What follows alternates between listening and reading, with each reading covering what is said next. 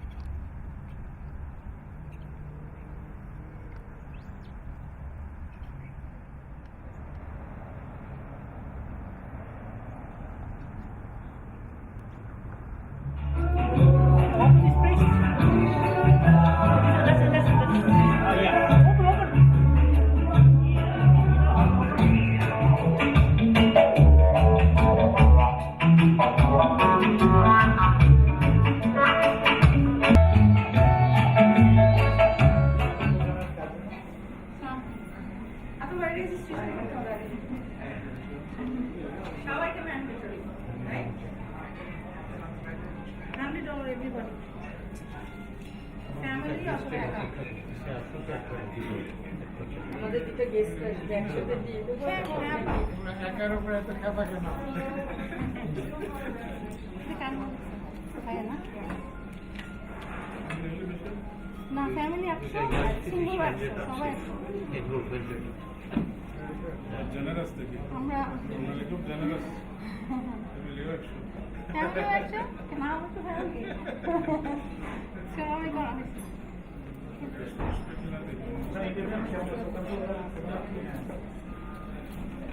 তোমরা একদম রেস্ট্রিক্ট করো হ্যাঁ আমরা কিন্তু যারা তাদের সবাই করি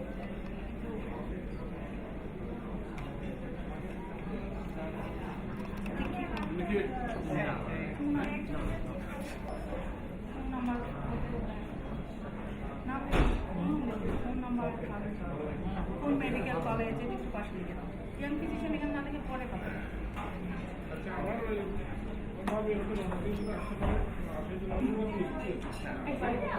দিয়ে দেন আপনি হ্যাঁ আপা ভাই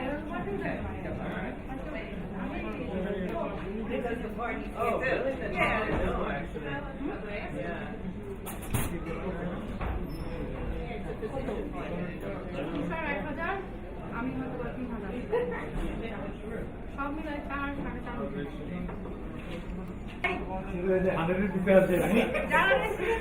যারা রেসিডেন্সিতে ঢুকছে তারা আমাকে দেওয়া আমি তো লাইফ মেম্বার কিছু দিতে হবে আমরা অনেক না না না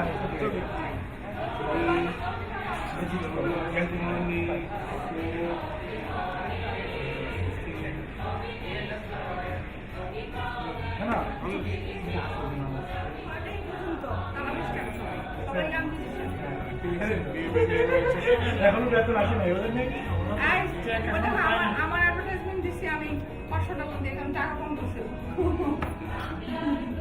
সবাই দাঁত দেখাতে যাবা ওই দেখো আমার হাজবেন্ড দেখি বুঝছো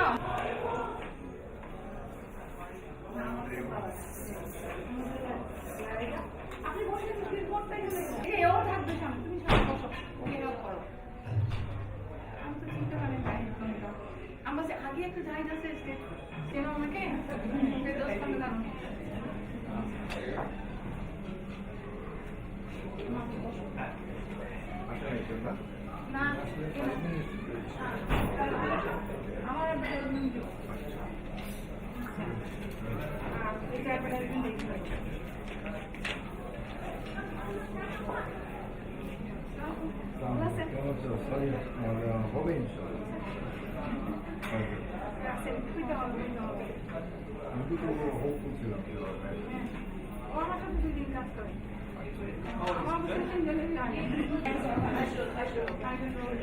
আমার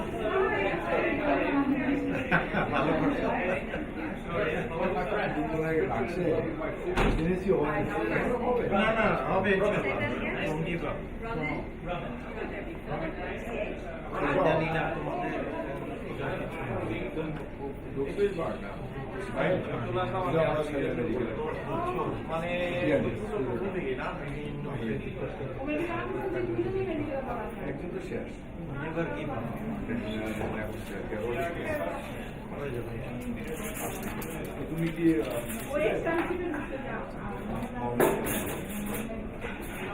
বিয়ার হয়েছে এখানে আমরা গিয়েছিলাম আমাকে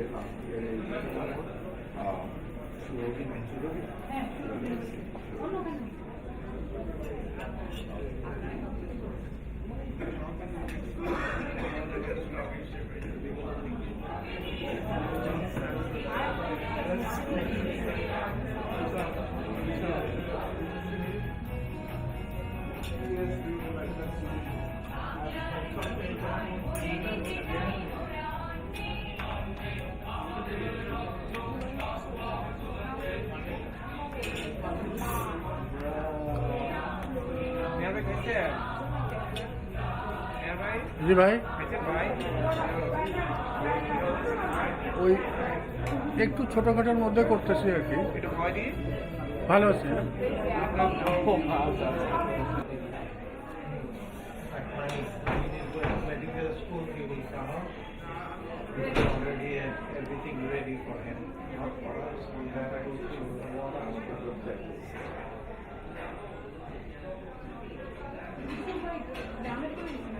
이슈과의 정우 마무리하시죠.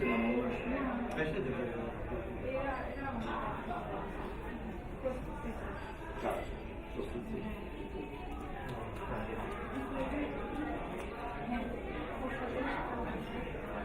벌써 잘하겠군요.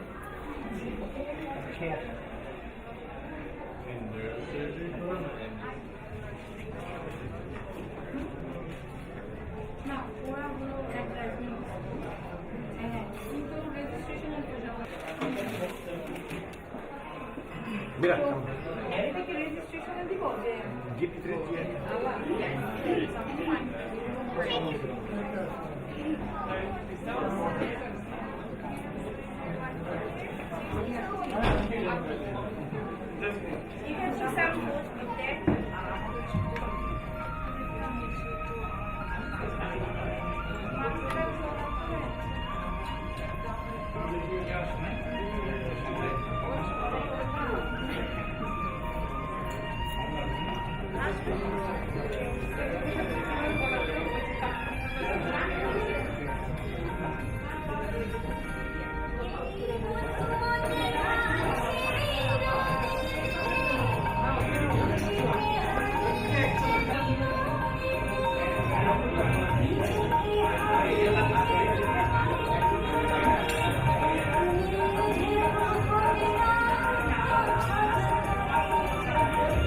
নাই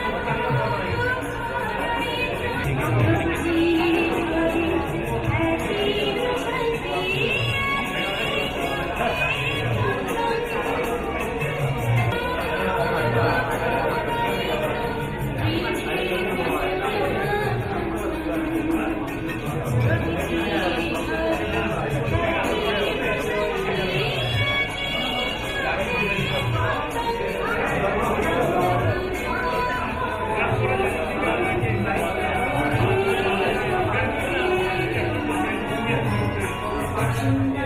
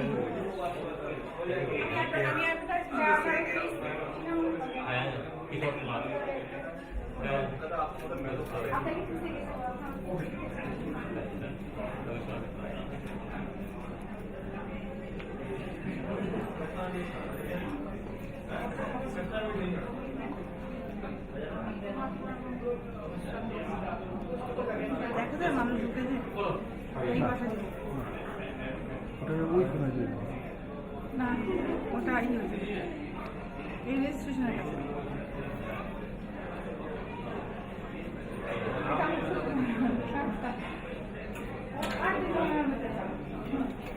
কার্ড দিল না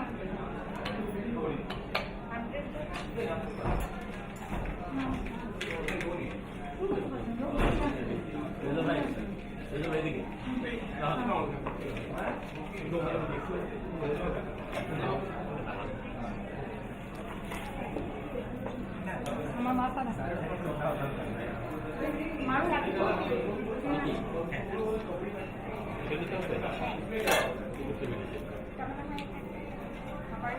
আমার সাথে দেখাই যায় মারু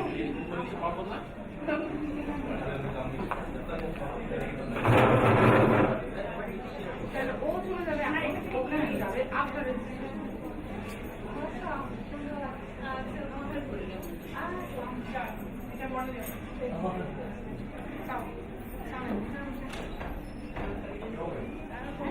Hi. Walaikum assalam. কেমন আছেন? Congratulations. Again. Okay, আসুন। বর্ণালী, আমার মনে হয় কি আমার স্ক্রিনটা আমি নিয়ে আসতেছি গাড়িতে এবং ডিম লাইট করার পর ফ্ল্যাশ আর ওখানে যে লাইটটা আছে ওই লাইটটা দেখো কি আমি নিয়ে আসি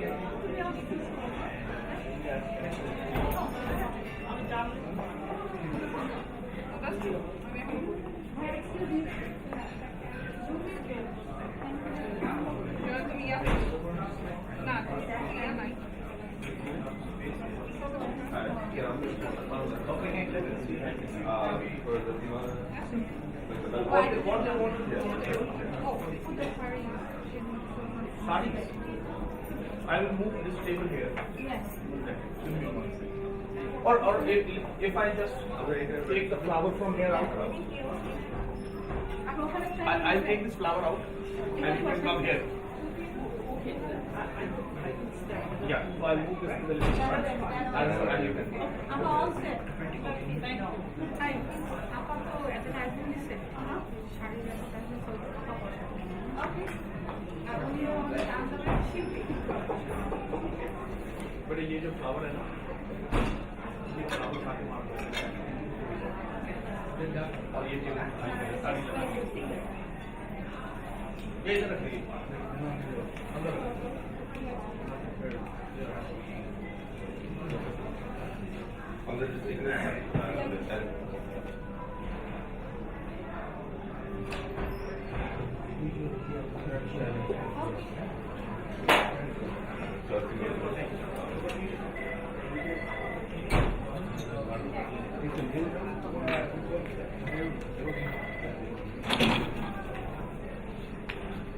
It's from a couple of companies, including Environment Lab and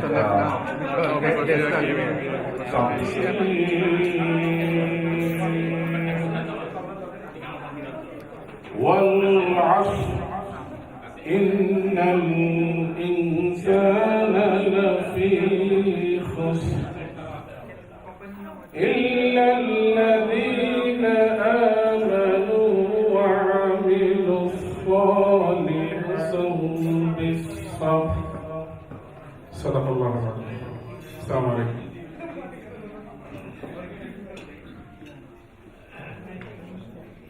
Thank you, Dr. Atta Usmani. I just want to say the meaning of the surah he just recited. Allah swear the time, by the token of time, and he says, definitely, surely human being is at loss. Why did he say that? Then he made a statement and said, only accept those who are on the righteous track and who stand on steadfastness for the truthfulness and work with patience. Patience and steadfastness, and that's the whole message of this surah. And today we are standing on Day of Independence Day, and we remember those steadfastness and fighting for the true cause and truth and the independence of Bangladesh. So we honor those martyrs and those who fought for the country and establish truth and independence. Thank you. And now I'm going to invite Dr. Bandali Hassan, who really arranged this whole event without anybody's help almost. She did single-handedly, and whole idea was to celebrate and honor Bangladesh independence at the same time, make it useful for practitioners. So she's going to talk a little bit, and then we'll have a brief presentation, and then of course we have a cultural night, inshallah. Thank you. ধন্যবাদ কায়সার ভাই। শুভ সন্ধ্যা।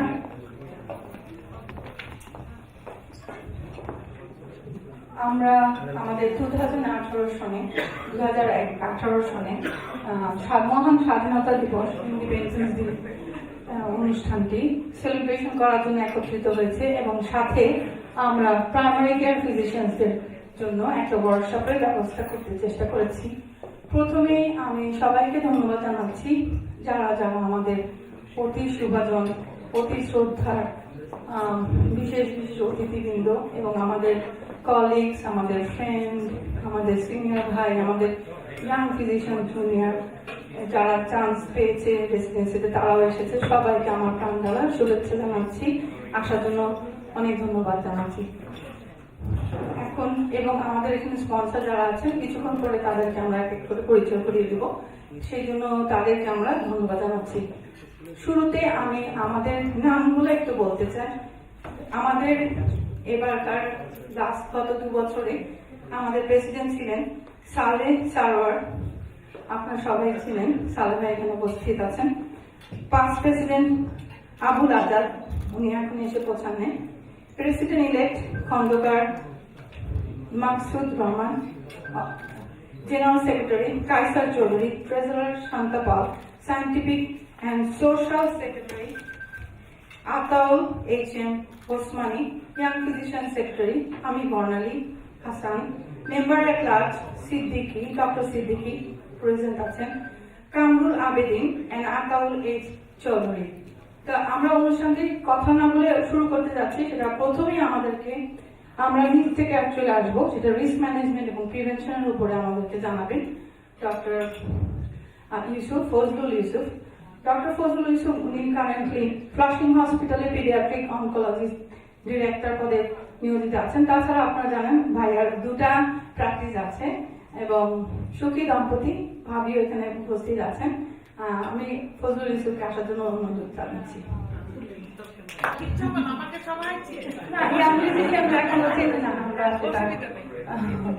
অনেকে রাত যাপন করতে হয়েছে ভাবির বাসায় আমাদের জ্ঞান ফিজিশিয়ান। ভাবিকে অনেক অনেক ধন্যবাদ। আর আমরা সমস্ত অনুষ্ঠানগুলো জ্ঞান ফিজিশিয়ানদের ওয়ার্কশপ গুলা ভাবির বেসমেন্টে অফিসের বেসমেন্টে করেছি এবং খাওয়া দাওয়ার কোনো কার্পণ্য ছিল না। ধন্যবাদ। নিটল আছে, এখানে জাহিদ আছে যারা এবার পেয়েছে।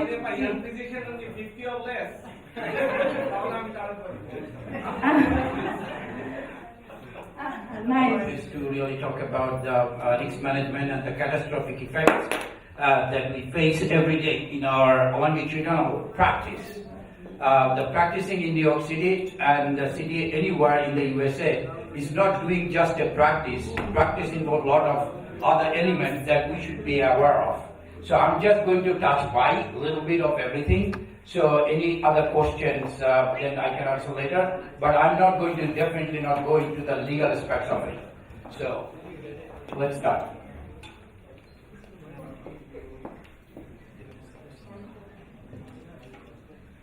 Dim off this light too, so that light, so we can have risk management and medical practice and how to avoid the catastrophic effects. First of all, you don't see the my cartoon. Basically, how this is the United States, and this is the bag, this is the patient, and this is how the money being drained, and the robbers are there. So I'm going to focus basically a couple of things. Next slide, please. Go on quickly. The gaps in learning. Basically, the gaps in learning that the legal aspects, the legal aspects of it involve the medical practice and the consequence of it, and the risks and the fraud and the OPMC. I think everybody is aware of the OPMC, Office of the Professional Medical Conduct, Misconduct, and also the legal aspects of the civil. The crime could be civil, crime should be criminal. So I'm just going to talk again. So next, please.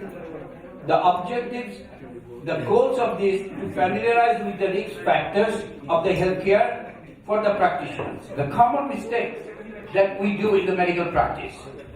The preventing the administrative subpoena, preventing the civil and criminal acts in medical practice, and medical professional awareness about the common healthcare laws and common mistakes that we do. How is the medical practice being compromised in daily in a legal view? And what is the remedies that we can do? And the business policies and the employee responsibilities in the medical office that we are doing networking in the New York City in every borough and in every areas. And the contributing factors leading to medical errors and the strategic objectives for error reduction and the prevention. So the healthcare cost and claims statistically is going high. In 2011, $2.2 trillion was spent in the healthcare, and now the latest statistics of 2025, the National Healthcare Anti-Fraud estimate the U.S. losses $68 billion each year due to healthcare fraud. Next. So this is the statistics in 1980 to 2015. The Blue Cross Blue Shield anti-fraud areas, over than 4,700 fraud cases are opened annually. But not that every case is being active. So among them, 46,000 of those cases are closed yearly, so 1,000 active cases. So what happened is, don't do, there's a mistake also, only 4,241 of those cases are referred to the law enforcement agency. When it referred to the law enforcement agencies, then about 3,000 of those referrals ended in arrest, and conviction is even lesser, 2,700. So next. So what are the sources of complaints? This is another very interesting subject. The sources mostly, if you see, this is the public 47%, physician profile 16%, and the government 12%. So alone here is 67%. about more than 60% who complains about it. The complaints mostly comes from the public. So, nevertheless, to say there are other complaints that comes from the provider, the other provider, they're the out-of-state sources, and the medical malpractice, also they refer the cases subsequently for the action to the OPMCs. Next, please. So the impact of OPMC. The OPMC, as I said, is the Office of the Professional Medical Misconduct. So the OPMC is required by law to review every received complaint. Most important of this, every complaint is received to determine whether the subject of the complaint is a physician, and if the allegation against the provider, whether true or not true, it deemed to be medical misconduct. Then it goes to the reviewer, then the review board comes in, and which I'm going to address in a little later. So in 2016, 39% of the all complaints advanced to further investigations. Next. OPMC 2016 annual report says about the office received over 10,000 complaints, and among the 10,000, the court imposed 421 final actions, and over 70% of those cases were condemned as serious sanctions. So, over 2,000 fulfilled investigations were closed in 215, and 9% increase from each year is been going up. Next slide, please. Next. The physician sued by gender. This has been shown. The woman practitioner has been sued less. The male is more. More interesting. Next. The most physicians will face a malpractice lawsuit at some point of their life, and 61% of the doctors older than 55 years being sued at least once, and this is from the AMA extracted data. Next, please. And there is another interesting thing. The risks of suit of malpractice climbs with the age. The age 55 and more closer than you are next to the retirement, it almost doubles up. But the good news is about 50% of days never being sued. But the age is 55 to retirement, the suit is increased. By gender, the male are more prone. By age, the older that you are, the more greater chances of being sued. Next. Malpractice of physician sued by malpractice by specialty. It has been shown that the OBGYN and the general surgeons are the highest rate of malpractice suits, which is about close to more than 60%. And most of the physicians in this category are sued twice. The lowest category is the psychiatry and pediatrics. Next.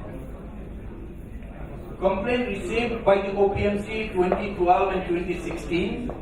According to 2016 OPMC report, there were over 60% increase in the complaints. So as I say, the complaint comes from various sources. So this is most interesting, it's going up each year. Next. I'm sorry for the slides are good, but due to projector dysfunction, I wasn't able to focus too well. So 10 big legal mistakes that the physicians do make. This is another very interesting, and I think all of us should be aware of. Failing to recognize problems is number one. So we are too confident about what's going on in our medical practice or dilemma. And pursuing collection actions while care may be an issue. Care not given or is not provided or the patient is not happy, that could be a problem. Failing to keep consistent, accurate and complete documentations. Failing to keep good bedside manners. Failing to designate a point person to oversee the risk management and review the chart periodically. So that's another problem. Failing to refer a case. Okay, failing to properly discharge a patient. Relying on the system that take a narrative progress notes and description of communication that we just sketch something and put it in the chart, that is not acceptable. So healthcare fraud. Healthcare fraud is a crime that involves misrepresenting information, concealing information or deceiving information, a person or the entity in order to receive benefits or to make a financial benefits. That's the thing. There got to be a financial benefit has to be tagged with this so that there is a crime done. Law requires healthcare fraud vary by jurisdiction through both by state federal laws are in place of cardinal and punishable circumstances. Next, please. Next, please. Just go. I don't want to go. So healthcare fraud and abuse. Again, that money part. Without a money, there is no healthcare fraud. Okay. Next, please. Next.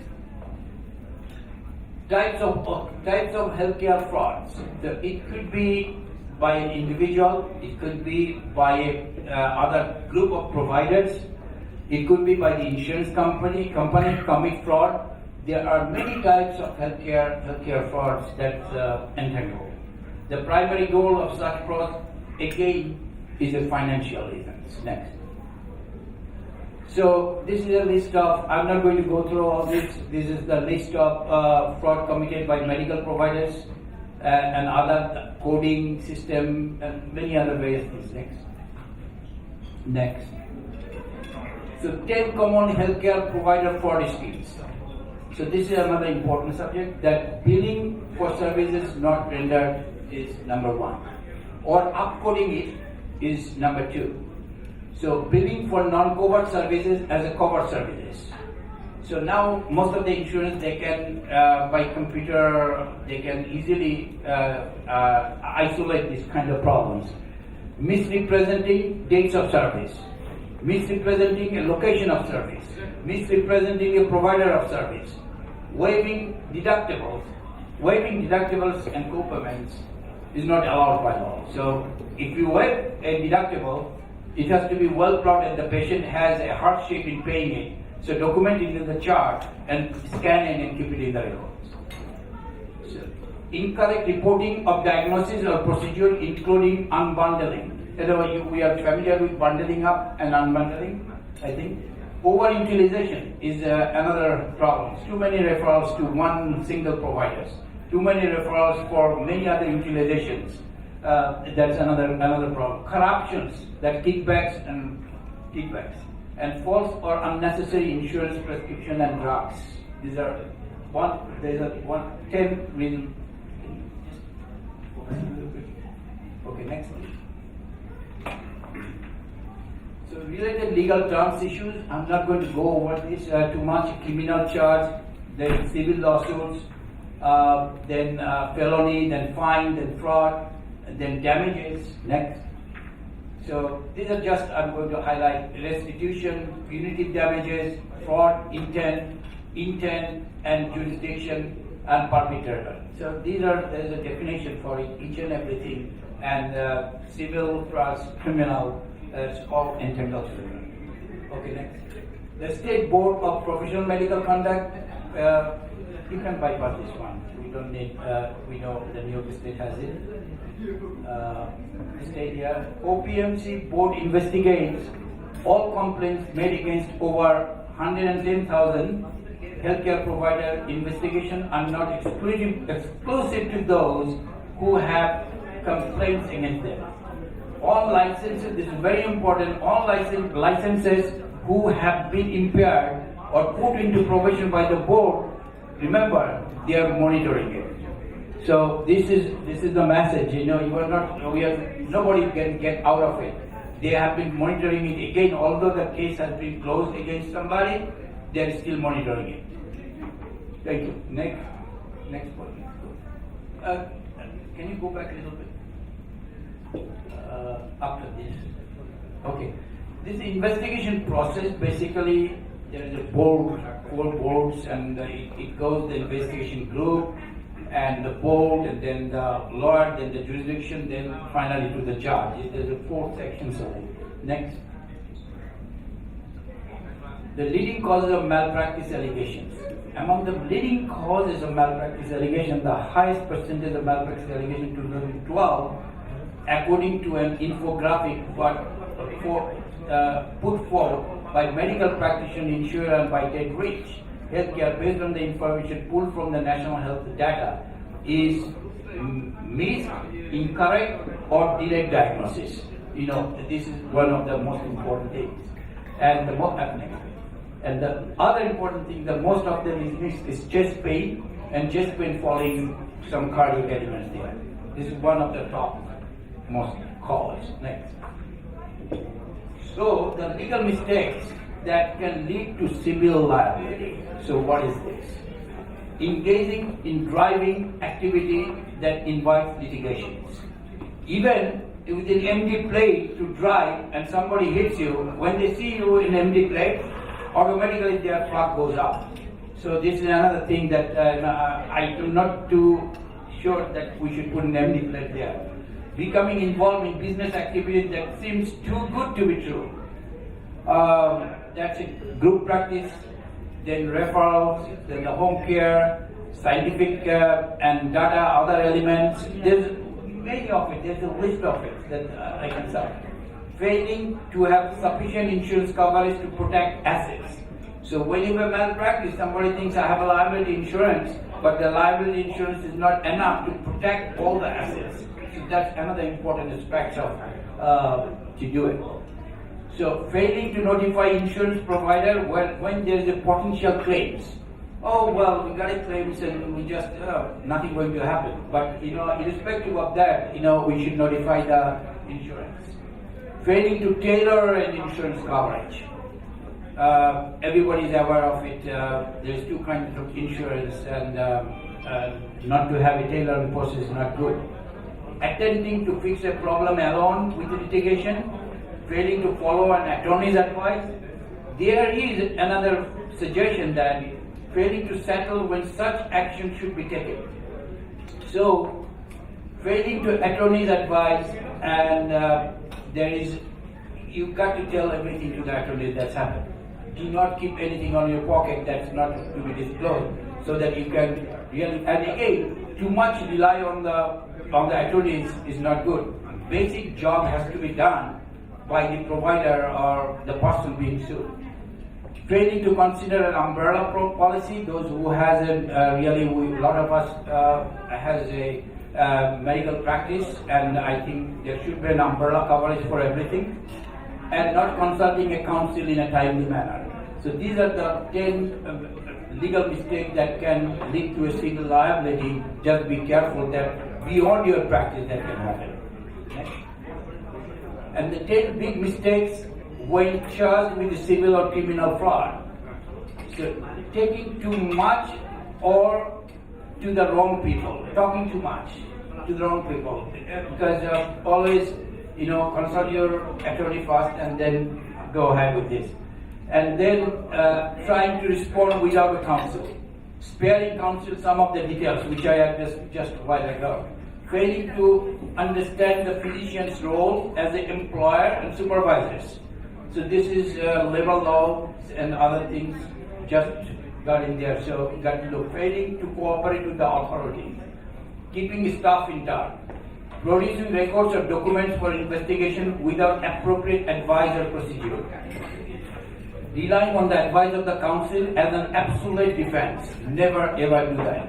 Because your case, you know it better, you have to get defense ready for yourself, and clarifying or charging information in existing records. Do not attempt to clarify or put something there in the records after the case being opened. Thank you. Next. So legal mistakes that lead to criminal charges. This is another important thing.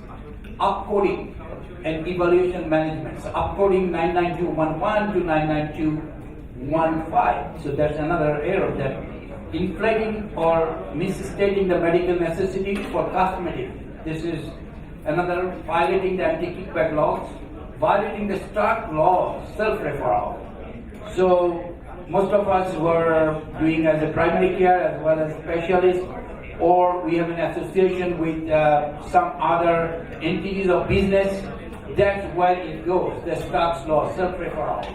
So even there is a group practice, there is an internist, OBGYN, the neurologist or physical medicine, then EMGs being done, or radiology next to it. So referrals, this falls into self-referral group.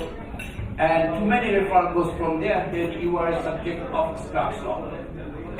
So then treating a high number of patients involved in a motor vehicle, but treating a high number of patients even in the office in 8 hours, so 32 patients, so you are seeing 60, 70, 80 patients. So that could be if a single provider is subjected to an pull of some data and investigations. Indiscriminating disclosing violation of conduct or laws. So next. So mistakes after being charged. I'm not going to do much time, so I'm going to finish. Mistakes after being charged with a crime. Interviewing with the police without an attorney. So make sure that you have an attorney before you talk to police. Trying to take one's way out of the problem. Failing to assume that once every action is being watched. Failing to contact an attorney promptly. Misleading one's attorney. Another thing is the proper attorney. Healthcare attorney, different types of healthcare attorney. Even criminal and legal and civil attorneys are quite different. Healthcare non-profit organization, healthcare profit organization, personal corporation or LLC has a different entity too. So you have to choose the right kind of attorney. Failing to consider clear bargaining to attempt. Many of us has failed here. Failing to, sometimes the board is offering you something. Maybe that's good, but a lot of the time we do not understand it. Failing to comply with the post-conviction. Conviction, and after post-conviction there is also, they are watching like a watchdog, so just be careful of it. Thank you. Next.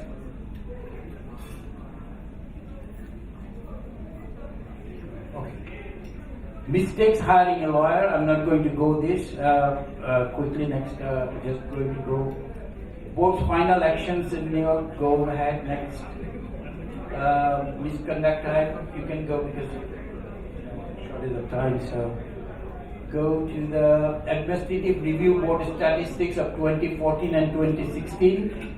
You see Administrative Board of Directors describes there is in 2016 there is 12 actions taken, and sometimes there is no actions taken. Also, you can see there is a 0 here and 0 here.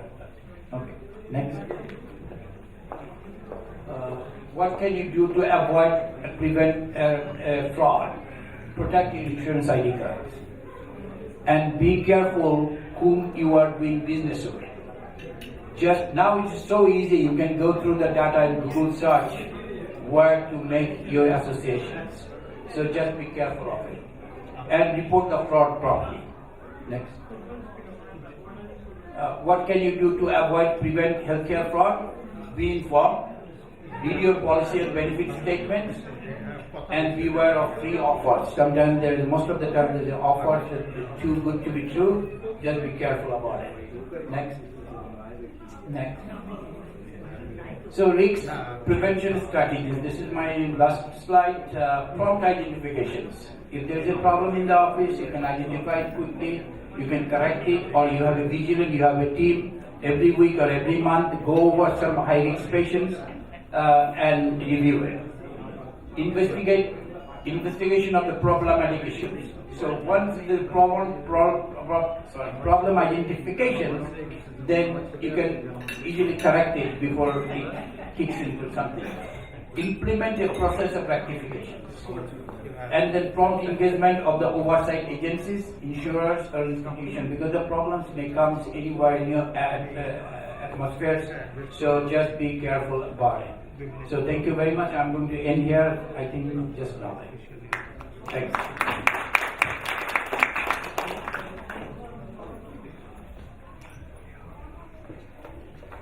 Thank you doctor Fazlul Yusuf, আপনার এত সুন্দর বক্তব্য দেওয়ার জন্য। আমার আসলে একটি কথা ছিল যে প্রাইমারি কেয়ার ওয়ার্কশপ আসলে একটা 24 আওয়ার প্রজেক্ট নিলেও হয়তো বা শেষ হবে না। আমরা শুধু ওভারভিউ করবো, পরবর্তীতে সবাই আমাদের বক্তাদের কাছ থেকে আরো ডিটেল জানতে পারবেন, আর সবাই ওয়েবসাইটেও জানতে পারবে। নাও এখন আমি পরিচয় করে দেবো আমাদের প্রেসিডেন্ট সারওয়ার ভাই, please.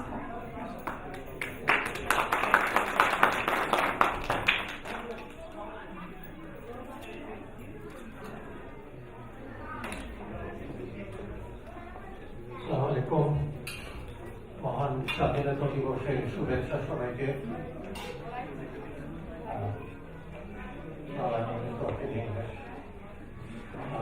Yusuf had a great presentation. Thank you for that. Ladies and gentlemen, members of the BMNA, thank you for being here this evening. As you can see, we have started the program, and the first part of the program was medical legal aspect, how to protect yourself from all these state and federal agencies. I think there are about 15 agencies looking at us from different angles, looking over our shoulder on every aspect of our job. Also, we have speakers who tell Everything, us bro. how to get paid for your work. In other words, a better reimbursement. They will explain to you how to upgrade your coding system and to get paid. Now,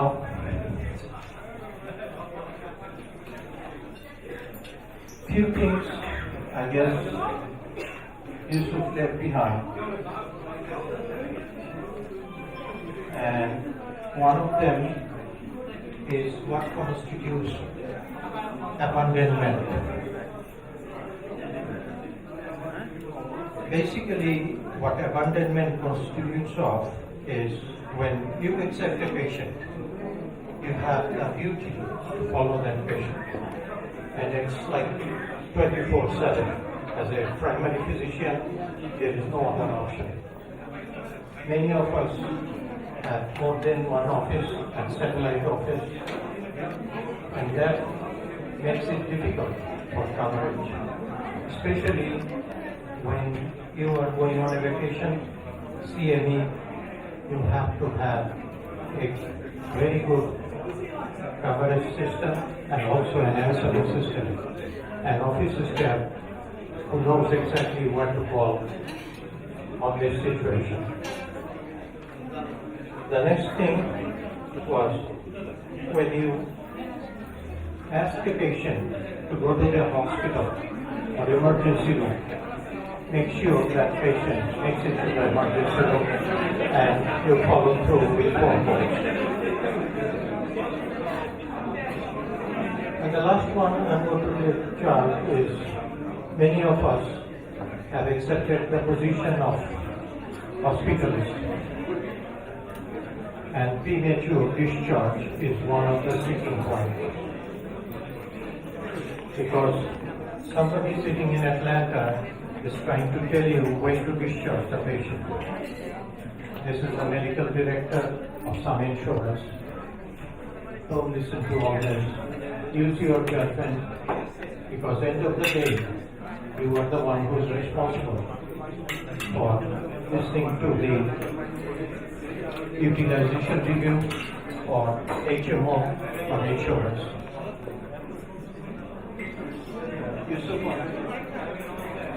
There is one another issue I'm going to talk about, False Claim Act, which Yusuf already touched. Basically, those are all agencies again looking over our shoulder and trying to limit our activities.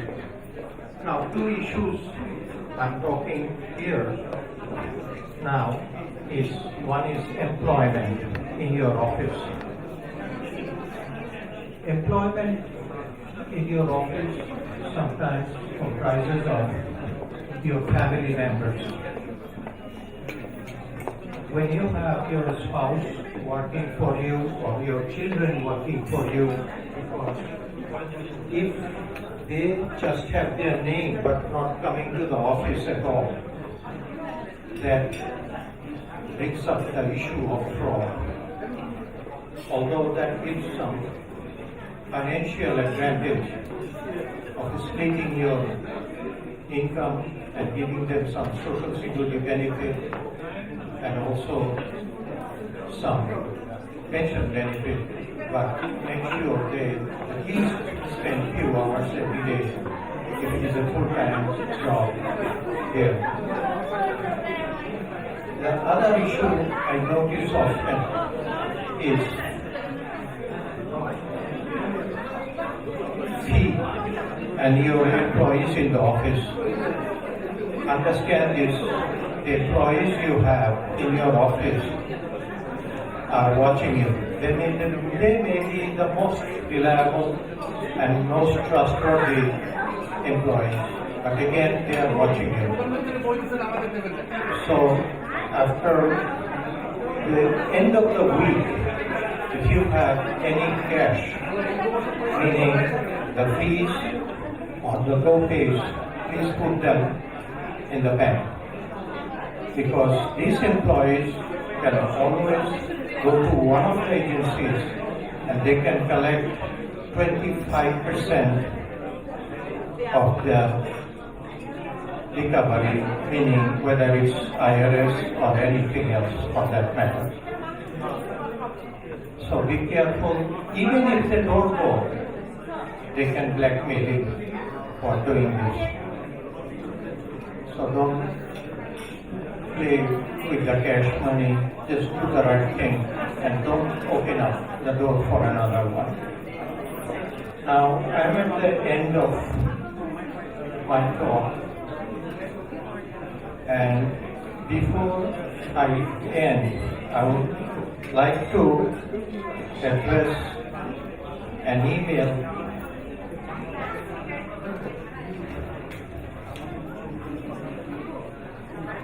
that was sent to me last night by New York chapter members. The members are M. Alum Tuku, Syed Rahman Sadek, Jakia Sultana Alipa, Mansur Sinha, Yusuf Al-Mamun, Shafiq Chaudhary, and Shah Giyasuddin. I appreciate your email. I don't have all the answers, but this is what I know so far. The annual convention of DMNA will be held on the 18th of August, most likely at LaGuardia Marriott.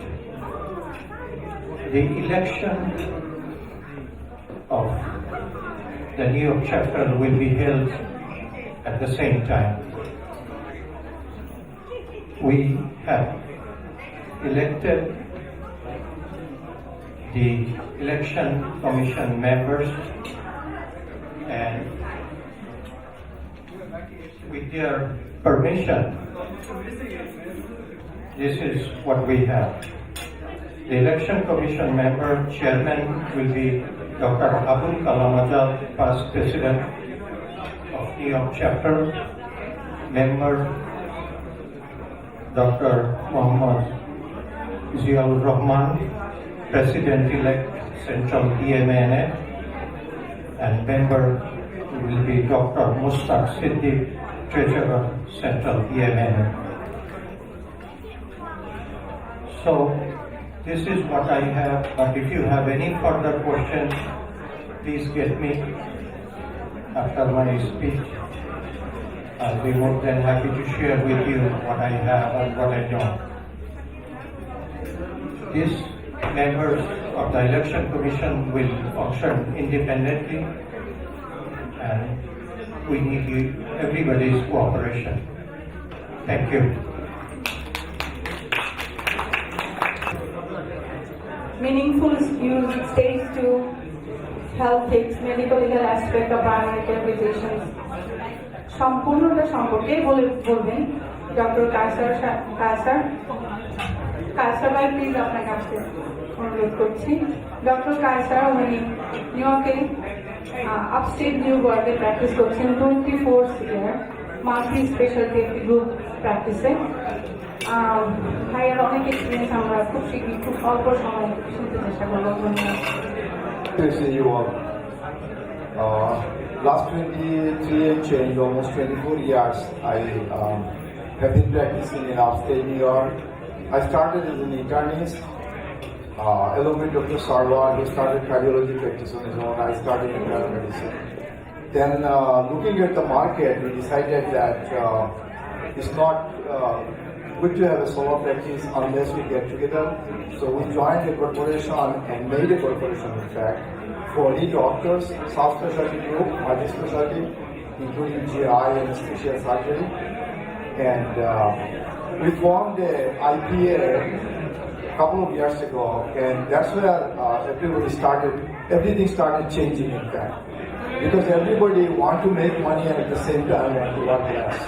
I think that's our goal, to work quality and make the best out of it. So basically a lot of us work 24/7, and I've been seeing many of our colleagues have been working 24/7 with less and less and more, seeing more patient and taking home less money. But question is, should we work less and make more? That's the ideal dream of a physician or in any job, in fact. But it is legal to work less and make more as long as you do it legally. So how do you do that? So we found out that the CPC and the Medicare insurance group wanted high value care. So high value care means you maintain certain aspect of the quality care through some professional individual. We don't have time to do that. So what we did, we started making a business aspect of it with the collaboration of a couple of CPA. We have the two CPAs, one is the CEO and one is the CFO. And I hope there is no Jewish here. So there are Jewish people who knows the business, who knows medical legal aspect of it. They started doing the PCMH. So we got certified PCMH level 3 in 2017. We got big chunk of money from Empire Group. We got $3 million for doing the PCMH. So basically we invested this money. 40 of us own this corporation, the group. We decided not to take the money all home. So we invested. We hired LPN, we hired RNs, and we started doing more of the CPC and what they call population health management, PHM. So right now we are in PHM, and I can tell you, I work 5 days a week. My colleagues work 7 days a week. I've been working 5 days for last 20 years. And I'm sure I'm not making no less than anybody else. So basically, what we do, we invest that amount of time and money with other resources, and we started getting for population healthcare management, individual physicians go to anywhere from 5 to 10,000 extra from the insurance company. So how do you do that? We hired, as I said, we hired a PNRN. At the same time, we hired MA and medical assistant in the office who has been trained to do those criteria set by the insurance company. How do you meet those criteria? They are being trained. So when I see my patient, I don't ask them, did you lose weight? I just ask them, you need to lose weight. I have the other helpers who address that. It goes into the chart, the insurance company has done to the maps and the chest. Because I'm doing it. So basically you have to understand that part. The healthcare industry in this country is changing. And it's changing, they are experimenting a lot of things in terms of population health management, CPC, in terms of PCMA, in some SEC. They are trying many things, but Congress has allocated $200 million for that. So where this money is going to go? If you don't take it, somebody else is going to take it. So you have to understand, you cannot do everything. At the same time, you need to focus on your quality care, you need to focus on your high level care, and avoid by the insurance company's rules and regulations what they consider the criteria for high level care.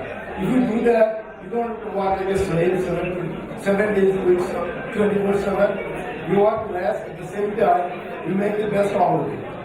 This country is not only for working like a stupid, this country is also working smartly. So we need to understand that. We have also a tendency of competing with each other. That is no need for competing with each other. We can make an alliance group. We can work with each other.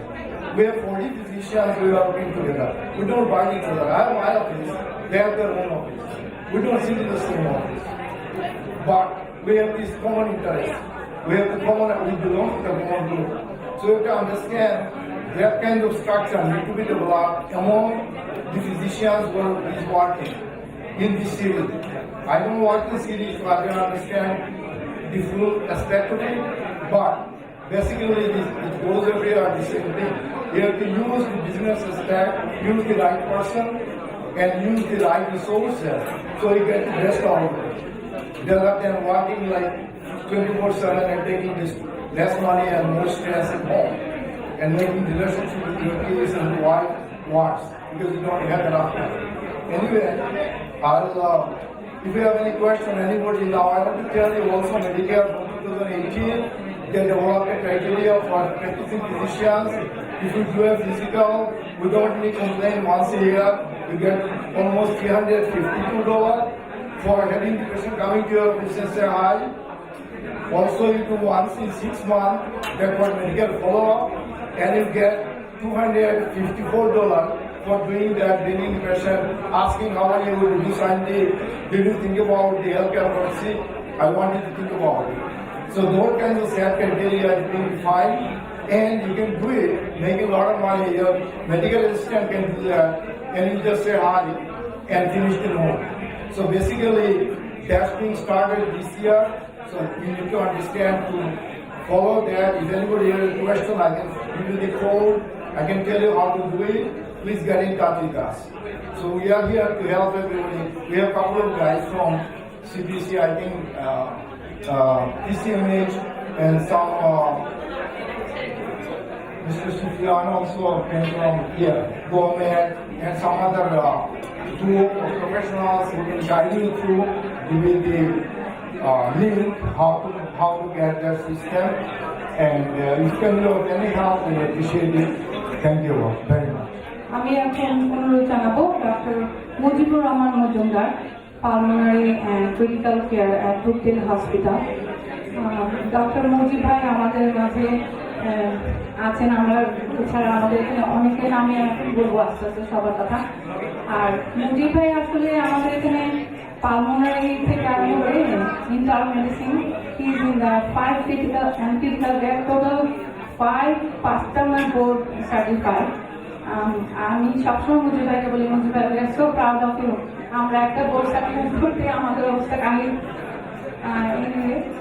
আমি এখন মুজিব ভাইকে অনুরোধ করবো আমাদের এখানে এসে হেলথিক্স সম্পর্কে জানাবে, যেখানে আমরা প্রাইমারি কেয়ার ফিজিশিয়ানসরা যারা সারাদিন রাত ধরে পেশেন্টদের কাজ করে কোডিং করে ক্যাপিটেশন অথবা ফি ফর সার্ভিস ভাবে টাকা বাসায় নিয়ে আসছি, তার সাথেও মেডিকেড এর অনুদান যেটা স্টেট থেকে এবং ফেডারেল থেকে যদি আমরা কিছু টাকা এক্সট্রা বাসায় আনতে পারি, কেন আমরা চেষ্টা করবো না? প্লিজ মজুমদার ভাই আসুন। Doing program that really matters for the organization and following its mission. As you know, BMNA New York chapter is formed with certain mission to help young physicians, and this time approximately 30 young physicians was signed for residency program. It's a great success for New York chapter and the people that organize this program, especially Subhai, Bornali, and so many others. Thanks for that.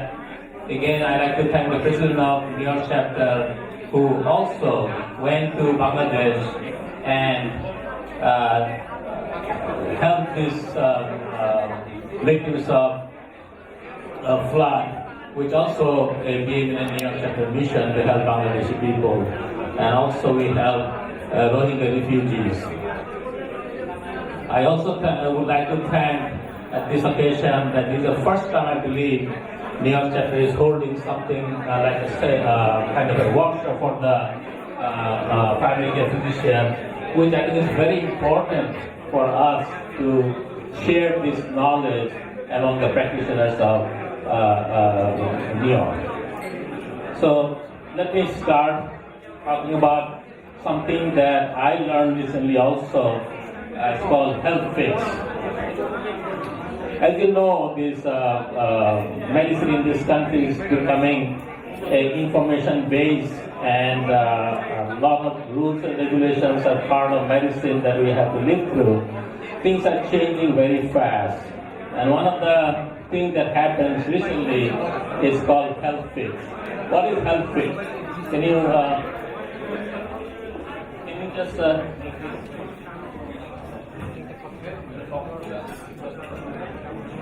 ধরে আমাদের বক্তব্য কিছুটা শোনার চেষ্টা করতে আর kindly কথা একটু কম বলতে, সো আমরা কনসেন্ট্রেট করতে চাচ্ছি। আমাদের আসলে প্রাইমারি কেয়ারটা একটা important for different doctors and getting different service. So what New York State did, they created this new program called Health Fix, where it is going to put all the information that are getting from a patient into one system, where when this patient goes to see any doctor, they can access that patient's data, so that you don't end up duplicating any kind of service for them or write any prescription that is being already been prescribed. And also, you'll be able to basically know the patient history. But because of the HIPAA law, the way they really created this program, that the patient has to give a consent. Once the patient gives a consent, and in that consent, they can in fact provide whom they want to allow to look into their health data. So, okay, so what is HealthFix? HealthFix is the largest regional health information organization in New York State, whose focus is to provide data exchange among wide range of healthcare and behavioral health organizations, providers, community-based organizations, and health plans in order to improve the quality, safety, efficiency of patient care. So they are going to integrate the primary care physician's office, practice, the pharmacy, the hospital, the lab, and everything into one seamless system where whenever patient goes to ask for any service, the provider can look into it and give the best service possible. Next. So as a mission for HealthFix, HealthFix is facilitates the coordination of care and secure exchange of patient information among disparate providers to improve clinical outcome, promote efficiency, and reduce health costs while operating as a qualified entity of the New York State Information Network of New York. So through this, a provider will be able to look into a patient data system. Next. HealthFix will deliver actionable data in real time. So anytime, anything a patient take any services, automatically that patient information will be in this data system and is always in a real time, means it will always update automatically. So whenever a provider goes to the HealthFix, they can get most recent information about the patient health condition and whatever service they're getting. Next, please. What the HealthFix will do? HealthFix will do, it will have a data exchange, patient record search, clinical alert, direct messaging, it will do predictive analytics, research support featuring, public and population health support, and EHR hub model integration. So it will integrate all kinds of EHR into the same system. How does being a part of HealthFix help my organization take care of you, our client and patients? So how is it going to help you as a primary care physician or especially physician? How is it going to help you? Having access to patient data from multiple data sources and encounters with the patient consent can eliminate the need to duplicate the service. That is the most important thing that they're looking into. Duplicate service, provide a comprehensive snapshot of the patient history, and enable provider to know which organizations are part of the patient's network of providers. So it will make practice much more easy. You have a patient, it automatically will show what is the patient allergy, what the patient medical history. Many times we face this, patient comes to us due to language problem, whatever problem, they are not able to give us what disease they suffer or what medication they're taking. So having that data system will automatically get up-to-date information about the patient. How does part of health helps my organization take care of our client patient? So having access to patient data from multiple data sources and encounters with the patient consent can eliminate the need to duplicate service. So basically, it's going to help the provider to avoid any duplicate service. So HealthFix basic integrated service enables organization to register patient consent and enables provider to become an authorized user of HealthFix in order to access community-wide health information available through the record. So basically, once you become a part of the HealthFix system as a provider, you'll be able to look into the patient's data system. Next. So what the HealthFix will do, the state will do for you, and what is your responsibility. So as a provider, you're responsible to have a complete health consent training. They will train you how to take the consent from the patient, train the trainer model, and how to handle all those consent system in your system. And the HealthFix will be providing training material to assist you, train the trainer, and also will provide you some financial support. Next.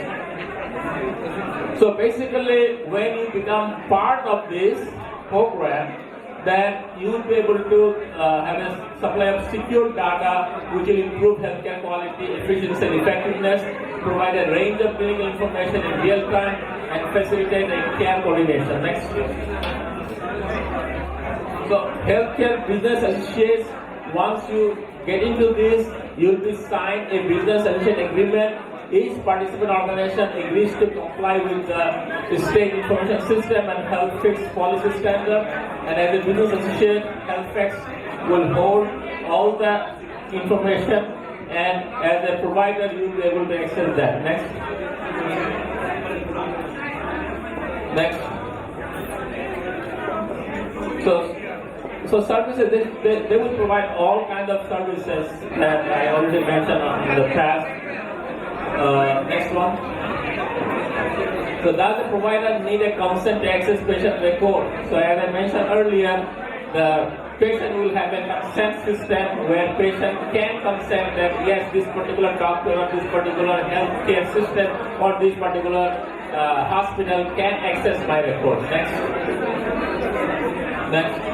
সবাইকে অনুরোধ করবো একটু কথা কম বলতে, আমরা সবাইকে অনুরোধ করবো আপনারা আসলে প্লিজ বসুন, আমরা আপনাদেরকে সময় দেবো কথা বলার। আর আমাদের আর দুজন ছোট ছোট বক্তা আছেন যারা different healthcare practices has different kind of healthcare record system, but HealthFix will have a system that where all those electronic record system can be integrated and you can access that through your own EHR. Next. How is data viewed in EHR? For the EHR that are interoperable with HealthFix, a single sign-on feature can be added to your EHR, and that will take you to the HealthFix system. Next. What is the health for? This is just information. So, will the NYP PPS fund the HealthFix implement cost? That's what is the interesting part for the primary care physician. The state is going to fund this system, and any provider, the primary care provider, become part of HealthFix, they will give you $30,000 at one shot. And the cost to get into all these things will be costing you approximately $3,000. So still, you're going to get $10,000 extra in your pocket by joining this HealthFix system. Thank you. Thank you for paying attention. Thanks. ধন্যবাদ মজুমদার ভাই। আমি এখন পরিচয় করিয়ে দিচ্ছি আমাদের এবং আপনাদের অর্গানাইজেশন সম্পর্কে আমাদেরকে কিছু জানাবেন। সবাইকে আবারও শ্রদ্ধার সাথে যার যার নিজস্ব আসনে বসার অনুরোধ জানাচ্ছি। ধন্যবাদ।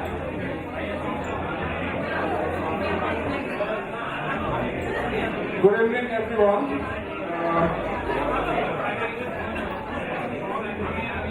I want to thank everyone to attend today's program organized by PRIMARY New York chapter.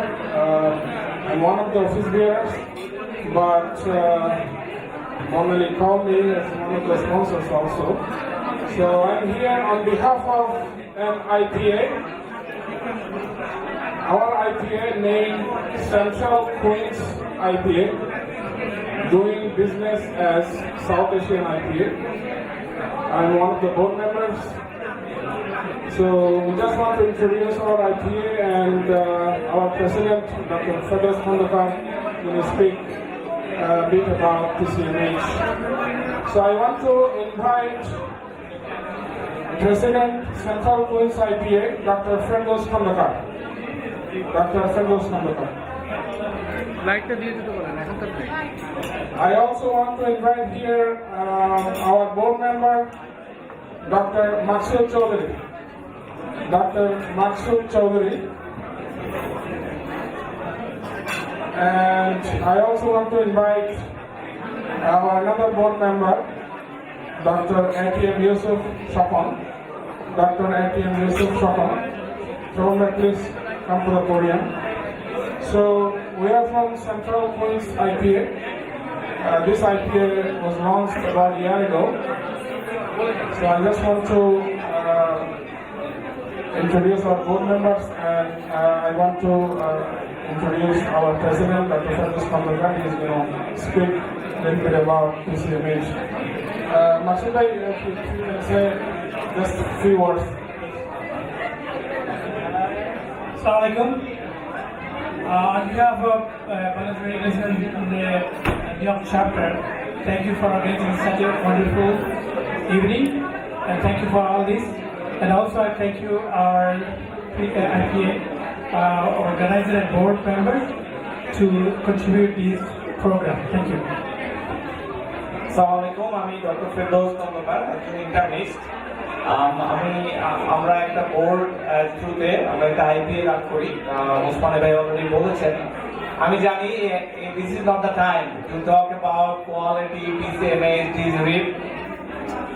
আমি প্রথম যখন পিসিএমএইচ করার চিন্তা ভাবনা করি 2007-এ, which is about 11 years ago, তখন পিসিএমএইচ জাস্ট কেম। আমার মনে আছে I was offered to invest $45,000 PCMS সার্টিফিকেশনের জন্য। I had to spend $45,000। যাই হোক, আস্তে আস্তে it was very panic situation. We didn't know where to go. I had to go to Washington DC to be certified, to be introduced about it. যাক, এখন PCMH is in our door. এটার সম্পর্কে আমি আমার doctor ভাইদেরকে বলবো, ভাই বোনদেরকে বলবো যে ভয়ের কিছু নাই। You just need to be oriented, organized, and that will walk you through our IPA. We help one-to-one how to walk you through. আমাদের নিজস্ব in-house PCMH স্পেশালিস্ট আছে হেল্প করার জন্য। ডিটেল এটা নিয়ে আরো জানতে চাইলে আমাদের সাথে যোগাযোগ করতে পারেন। আমি আছি এখানে ফ্লোরে। আমাদের ওয়েবসাইটের মাধ্যমে জানতে পারবেন। আসুন আজকে প্রোগ্রামটি এনজয় করি। ধন্যবাদ। Thank you.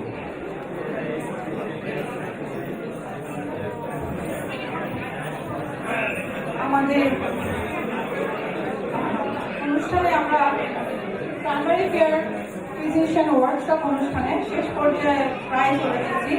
আমরা একজন গভর্নমেন্ট কনসালটেন্ট গ্রুপ পরিচয় করে দেব, সুফিয়ান চৌধুরী। সুফিয়ান আমাদের বাংলাদেশের নতুন প্রজন্ম।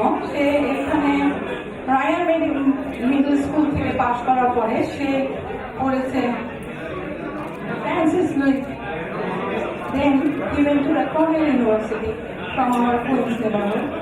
So he opened a couple of consulting firms. One of them is Goldman. It's in the New York's Premier Medical Incentive Group. Or phone number বাইরে একটা দেখলে আমরা দেখছি যারা এখনো PCMH এর 2014-এ কেউ যদি এখনো কেউ সাইন আপ করেন নাই, সুফিয়ান আমাকে হেল্প করেছে। আমি সুফিয়ানকে পরিচয় করিয়ে দিচ্ছি এই কারণে আমরা জানি না কাকে দিয়ে কাজগুলো করাতে হবে, যেটা আমি ফেস করেছি আমার প্রাইমারি কেয়ার, আমার এফিশিয়েন্ট মেডিকেল কেয়ার। আমার মনে হয় সুফিয়ান কথা বলতে গেলে অনেক কথা বলতে পারবে PCMH সম্পর্কে, রিজিম সম্পর্কে। এখন কেউ এত কথা শোনা বলে নাই, আমরা সবাই গান শুনবো, খাবো। আমি ওকে শুধু কিছুটা ওর সম্পর্কে বলতে বলবো, এবং আমরা যদি PCMH এর একটা প্রাইমারি কেয়ার ফিজিশিয়ান চেষ্টা করি, আমি যেটা বলতে চাচ্ছি সেটা হচ্ছে ইনসেন্টিভ হিসাবে ডিস্ট্রিক্ট PCMH থেকে আমরা প্রতি মাসে প্রতি পেশেন্টের জন্য 8,500 টাকা করে পেতে পারি। 1000 পেশেন্ট যারা থাকে সে $8,500 এভরি মান্থে পাবে। বছর শেষে এটা হবে $96,000। আমরা কিন্তু আসলে অনেকে জানি না, অনেকে 2013 থেকে পাচ্ছেন। আবার আমরা যদি হেলথ টিপস, যেটা আমাদের মুজিব ভাই বলেন, সেটা আপনি $3,000 স্পেন্ড করবেন আর আপনি পাবেন $10,000। তো অনেক কিছু এরকম ছোটখাটো জিনিস আছে যেগুলো আমরা জানি না। Sufian is very good guy. আমি ওকে আসলে পরিচয় করে দিচ্ছি, যদি আপনাদের কারো কোনো কাজে লাগে সে সত্যি আপনাকে এইগুলা ওর কাছে কিছু চার্জ করবে, বা he will be very helpful guy. আমি চাবো সুফিয়ানের সুন্দরভাবে ওর কোম্পানিটা শুরু করুক, এবং সে অলরেডি কাজ করছে, এবং আমাদের BMNA-তে ওর একটা ভালো সমৃদ্ধি গড়ে উঠুক। আমরা যারা প্রাইমারি কেয়ার ফিজিশিয়ান আছি এবং ভবিষ্যতে স্পেশালির জন্য, এবং ওর যেন আমাদের হেল্প করেন। Thank you. Hey everybody, I just want to mention really quickly, for mostly PCPs, there are a lot of incentives that are out there. It's very hard for physicians to stay on top of all the incentives that are out there. Our consulting group works hand in hand with all the local PCPs to make sure that we get you guys all the incentives that you qualify for. I'll be outside, so if you guys want to just briefly talk to me, we offer 30-minute consultations to all these physicians that are here.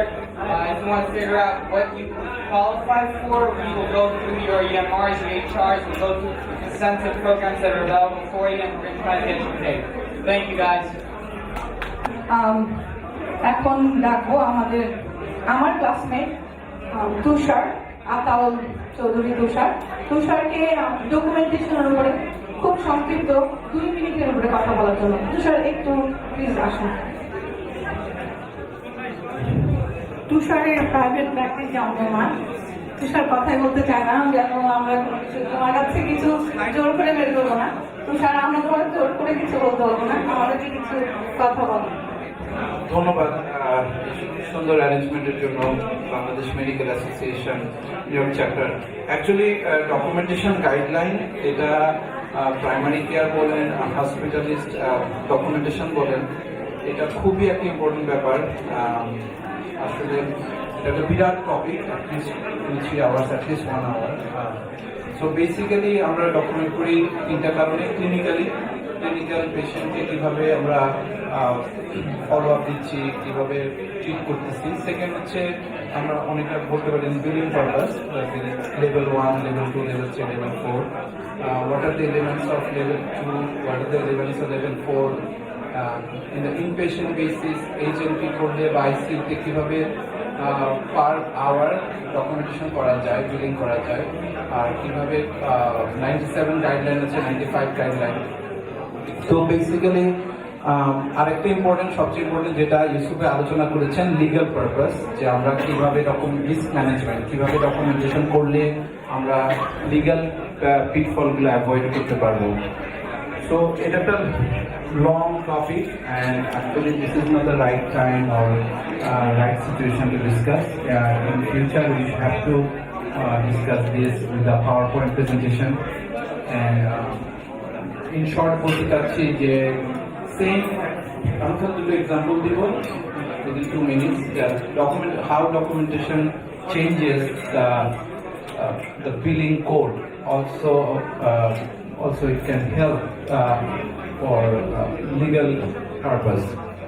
Say, getting a patient emergency আসলো, so acute asthma attack, right? Simple জিনিস. আমরা COPD asthma যারা hospitalist, তারা at the end medical decision making যে পার্টটা, যেটা মানে assessment plan, ওখানে যদি আমরা just COPD observation লিখি, which is 100% true, and give the treatment, that's like for instance at a level 3 HMP, bill করা যাবে level 3, but if we document that patient oxygen drop, like PO2 SO2 85 or PO2 drop to 50, and it has been recovered after giving oxygen, so we can write respiratory failure, which is 100% right, 100% legal, and that's a critical care code. That's a critical care code. Again, মানে just পেশেন্টের একটা সময় oxygenation drop করেছিল, ওইটা document করা যেমন important, এবং এটা বোথ পার্টনার, এটা আউট পেশেন্ট অলসো।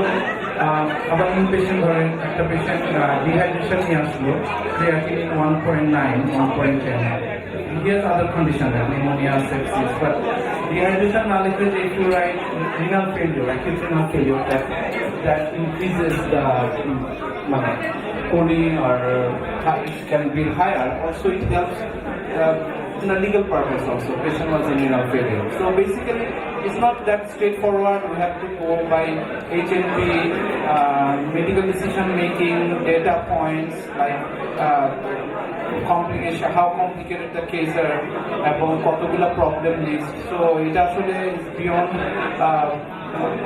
এই মুহূর্তে ডিসকাশনের সময় নাই, so we can discuss in later setting. Okay, so thank you very much, and Dr. Nozrul একটা announcement দিবেন. Dr. Nozrul, the vascular surgeon. আসসালামু আলাইকুম, আমি কি 1 মিনিট আপনাদের দৃষ্টি আকর্ষণ করতে পারি? আমি Dr. Islam. I practiced vascular surgery for 25 years. I'm about to hang it up and retire. But what I want to say is that most of you know Dr. Nina Ahmed. Right now she's a deputy mayor in Philadelphia, but she's running for lieutenant governor in Pennsylvania. And she's doing very good in poll numbers, but we need to help her. So we have arranged a fundraising dinner at my house on April 8th. And this is mostly for the doctors from Bangladesh. So if you kindly join us, help us elect the first governor from Bangladesh in the USA. So Dr. Tuku and others will be in touch with you, and inshallah we'll elect the first governor of Bangladeshi descent in the USA soon. Thank you.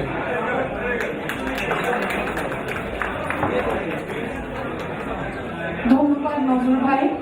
Nazrul ভাই, আপনাকে অনেক ধন্যবাদ আমাদেরকে বিশেষ একটা information দেওয়ার জন্য।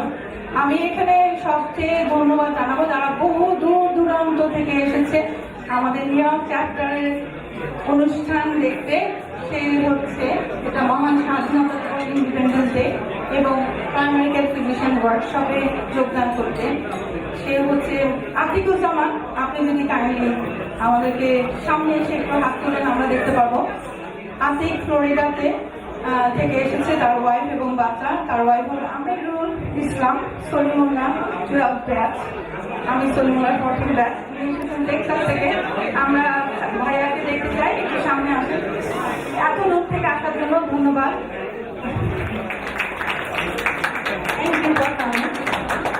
আমাদের এখানে অনেক অনেক বিশেষ অতিথি আছেন, আমাদের কলেজ, সিনিয়র ভাইরা এবং জুনিয়র ইয়াং ফিজিশিয়ান সবাই আছেন তার মধ্যে। এবং শুধু মেডিকেল, আমাদের মেডিকেল পরিবেশের বাইরে থেকে এসেছেন, ওয়েল কেয়ার থেকে।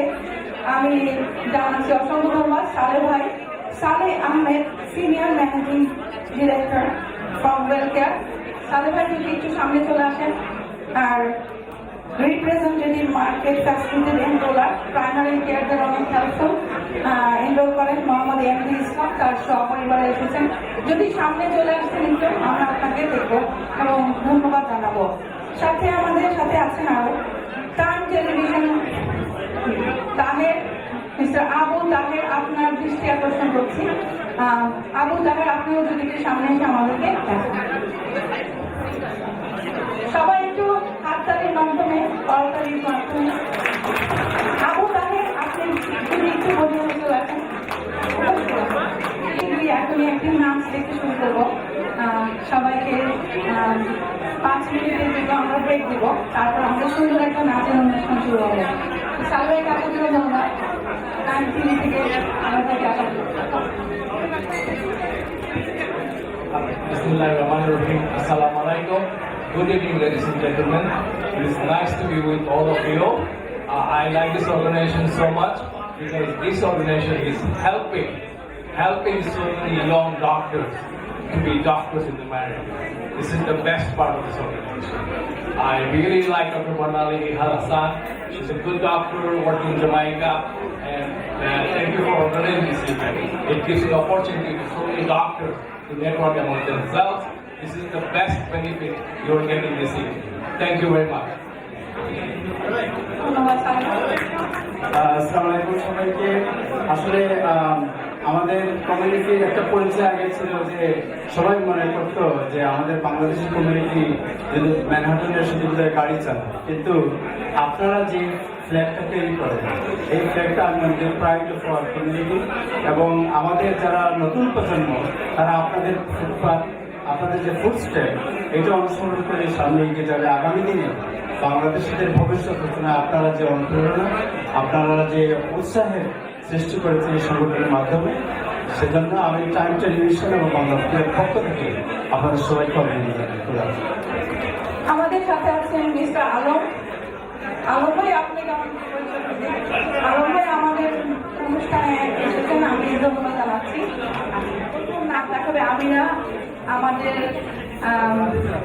আমিরা আমাদের নতুন প্রজন্ম, সে একটি নাচ দেখবে। চলে আসো নিটল অ্যান্ড ফারিয়া আহমেদ, আমাদের গৌরব, আমাদের গর্ব। আমি নিটল এবং গাইডকে দুই কথা বলার জন্য অনুরোধ জানাবো। আমাদের সাথে উপস্থিত আছে অবশ্য young physician Shamima Shomi, Nahid Yasmin Chowdhury, doctor Sumaiya Rahman Faisa, doctor Mir Mamunur Uddin. Please পডিয়ামে চলে আসেন। আমি ফারিয়া নিটলকে আর গাইডকে। আসসালামু আলাইকুম সবাইকে। আমার নাম ফারিয়া আহমেদ নিটল। আমি চট্টগ্রাম মেডিকেল থেকে 2014-তে পাশ করেছি। এই বছর জামাইকা হসপিটাল মেডিকেল সেন্টারে ইন্টারনাল মেডিসিনে প্রি-ম্যাশ। আমি সবাইকে সবাইকে ধন্যবাদ জানাতে চাই, এবং আমার এই ইন্টারভিউ পাওয়া এবং ইন্টারভিউতে ম্যাচ করা এই পুরো জার্নিতে কিছু মানুষের কথা না বললেই নয়। বর্ণালী আপু, ইউসুফ ভাইয়া, মামুন ভাই, এবং আমার চাচা আবু আহমেদ। প্রথম থেকে শেষ পর্যন্ত পরীক্ষা, পার্সোনাল স্টেটমেন্ট রিভিউ, পুরো সিভিটা রিভিউ, সব কিছুতে এবং ইন্টারভিউতে কিভাবে ফেস করতে হবে, কিভাবে ডেভেলপ করবে, এই সব কিছুতে ইউসুফ ভাই আমাকে যেভাবে সহযোগিতা করেছে এবং প্রতিটি পদে পদে অনুমোদন জুগিয়েছে, এবং বর্ণালী আপু যেভাবে আয়োজন করেছিল ওয়াইটি ক্যাপ ওয়ার্কশপ, আমাদেরকে খুবই খুবই সাহায্য করেছে। আমাদের যে মানসিক শক্তি বাড়িয়েছে, আমাদের কনফিডেন্ট করেছে, এবং আমি মনে করি আমার আজকে রেসিডেন্সিতে স্পট পাওয়ার পিছনে এটা অনেক অনেক বড় অবদান।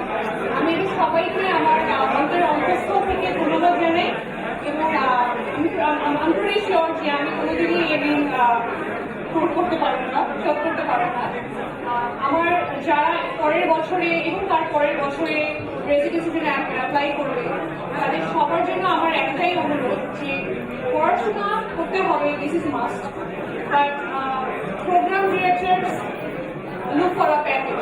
সো সব কিছুই সুন্দর হতে হবে, রুমে ঢোকা থেকে শুরু করে কথা বলা, বসা, হাউ টু প্রেজেন্ট ইয়োরসেলফ, এগুলো সব কিছু খুবই সুন্দর হতে হবে।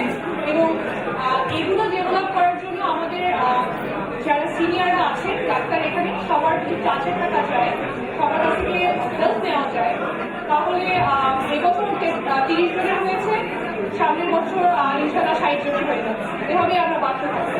Thank you so much, thank you so much.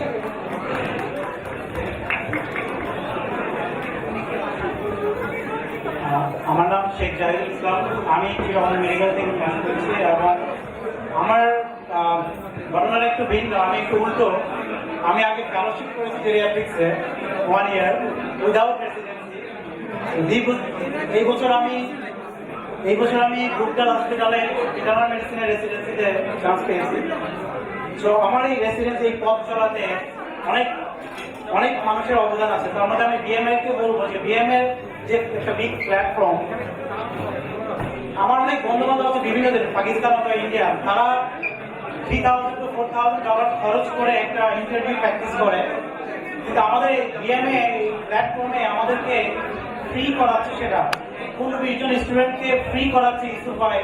এটা একটা বিশাল অবদান। তো আমি বলবো যে ওনার অবদান অবশ্যই অস্বীকার করার মতো না। এবং বিএমএতে আমরা অনেক কিছু শিখছি এবং আমাদের অবদানের রাখবো ভবিষ্যতে। এবং যারা পরবর্তী লাইনে আছে রেসিডেন্সিতে, আশা করি ওরা আমাদের গাইডলাইন ফলো করবে এবং সিনিয়রদের গাইডলাইন ফলো করবে। এবং সবাইকে আবার ধন্যবাদ। Thank you. আসসালামু আলাইকুম, গুড ইভিনিং এভরিওয়ান। আমি নাফিদা ইয়াসমিন চৌধুরী। আমি পাশ করেছি Jalalabad guardian medical college Sylhet থেকে। তো আমি বিএসএমই সবকিছু কমপ্লিট করেছি, এখন রেসিডেন্সির জন্য প্রিপারেশন নিচ্ছি। আজকের এই অনুষ্ঠানের মাধ্যমে আমি আমার সমস্ত সিনিয়র ডাক্তারদেরকে ধন্যবাদ জানাতে চাই, আন্তরিক ধন্যবাদ জানাতে চাই। বিশেষভাবে আমি ধন্যবাদ জানাতে চাই ডক্টর ফজলুল ইউসুফকে, তার সহধর্মিনী ডক্টর নুরুল ইউসুফকে, বর্ণাল ম্যাডামকে। আমরা যখনই ওনাদের কাছে যাই পড়াশোনার ব্যাপারে কিংবা এক্সটার্নশিপ, অবজারভারশিপের ব্যাপারে, ওনারা সবসময় আমাদের দিকে সাহায্যের হাত বাড়িয়ে দিয়েছেন। শুধু তাই নয়, শুধু পড়াশোনা ক্যারিয়ারের ব্যাপারে মেন্টরিং নয়, ওনারা আমাদের ফ্যামিলি লাইফের ব্যাপারেও মেন্টরিং করেছেন। আমি সত্যি খুব কৃতজ্ঞ ডক্টর ইউসুফ এবং ডক্টর নুরুল ইউসুফের কাছে। আর আজকের এই অনুষ্ঠানে আসতে পেরে আমার সত্যি খুব ভালো লাগছে। সবাই আমাদের জন্য দোয়া করবেন।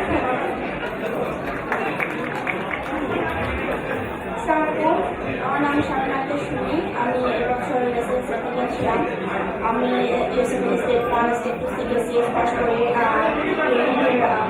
যে ইন্টারভিউ প্রসেসের যে লেকচার স্পিচগুলো আমি অ্যাটেন্ড করেছি, ওনারা যে রেজিউম প্রিপারেশন, ইন্টারভিউ প্রসেস এবং interview preparation, interview getting, how to be good in the interview, so all the lecture speech আমি অ্যাটেন্ড করেছি। এবং আমি সচেতন হয়েছি যে তারা কতটা হার্ড ওয়ার্কিং এবং কতটা সিরিয়াস এই সমস্ত ব্যাপারগুলোতে। আমি দেখতাম ডক্টর ফজলুল ইউসুফ সবার নাম এবং সবার কোন মেডিকেল কলেজ এবং কোন জায়গায় আমরা ইন্টারভিউ পেয়েছি সবকিছুই একটা করে ডকুমেন্টেশন করতেন এবং সবার খোঁজ খবর রাখতেন।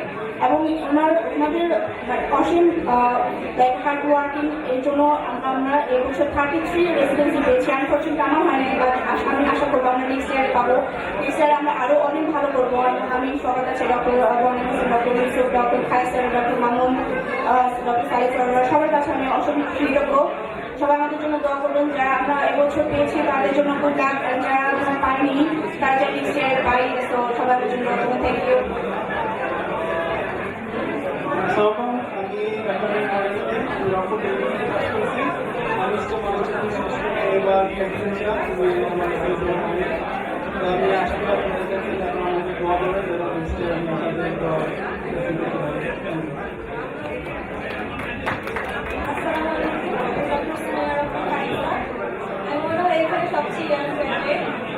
আমি লাস্ট ইয়ার ফাইনাল ফর্ম দিয়ে বাংলাদেশ থেকে এসেছি, মাত্র 1 মাস হয়েছে।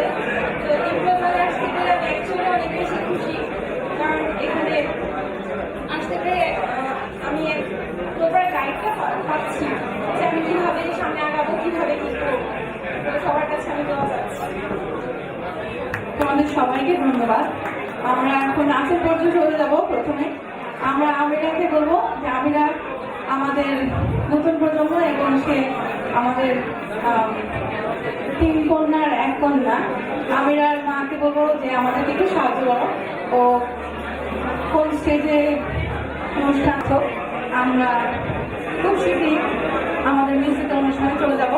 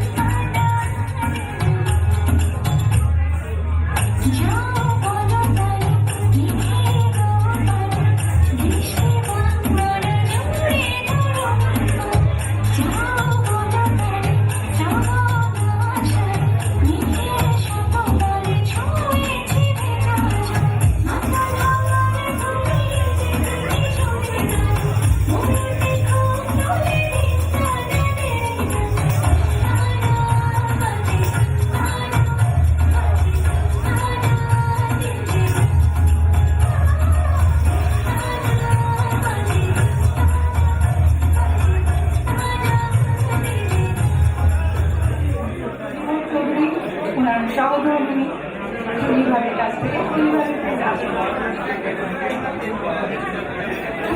কিন্তু এখনো মনোপ্রাণে বাঙালি। আমরা বাঙালি থাকবো আমাদের কাজে কর্মে, আমাদের যোগ্যতায়, আমাদের অহংকারে, আমাদের মনুষ্যত্বে।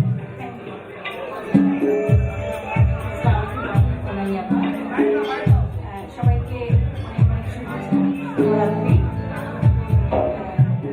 স্বাধীনতার মাস আমি দেশের গান দিয়ে শুরু করেছি।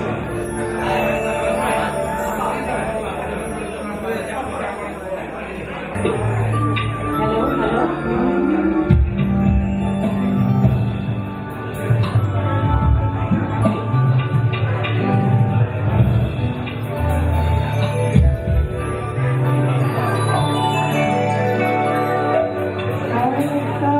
জানা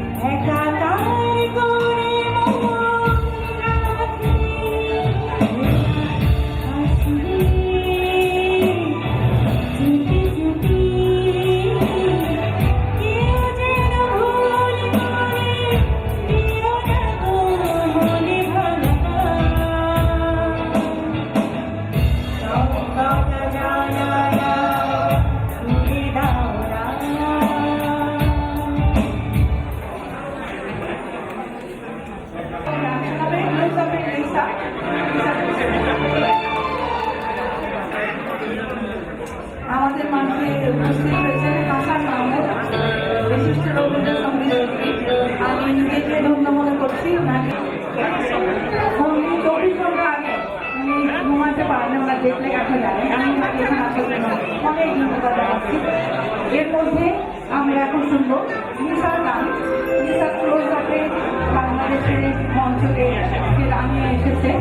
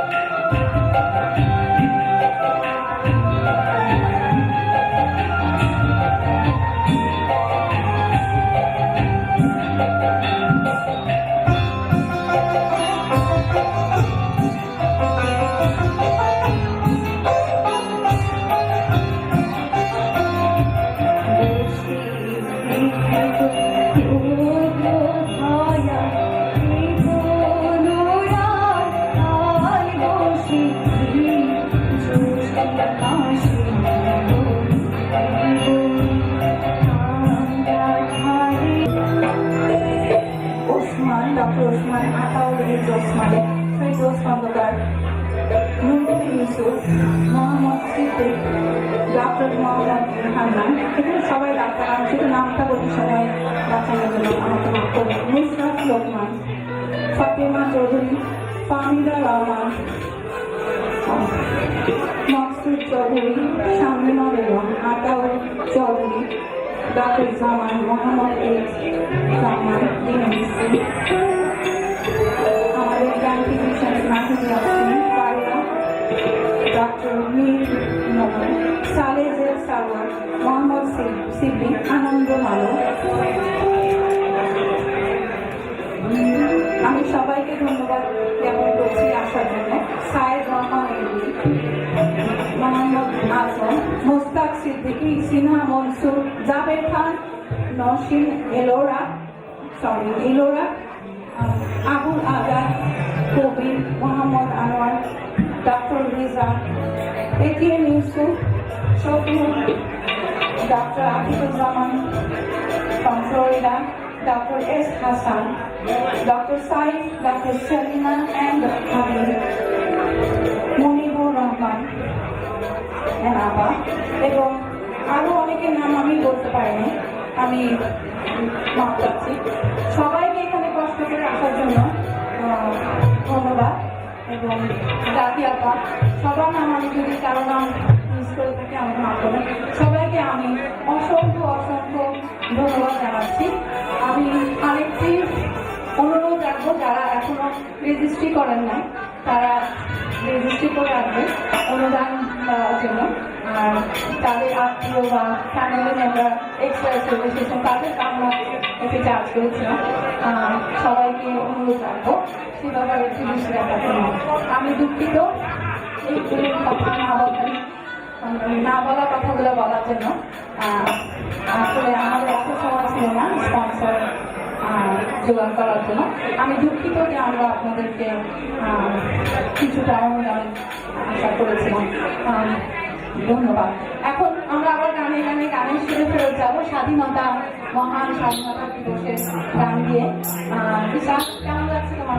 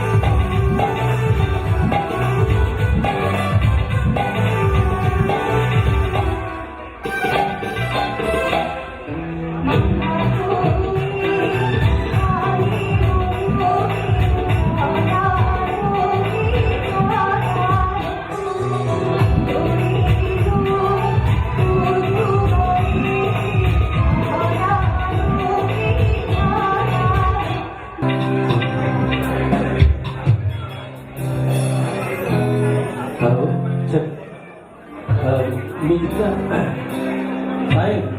একটু ব্যালেন্স করে নিল, হ্যাঁ মিউজিকটা একটু হাই চলে আসছে।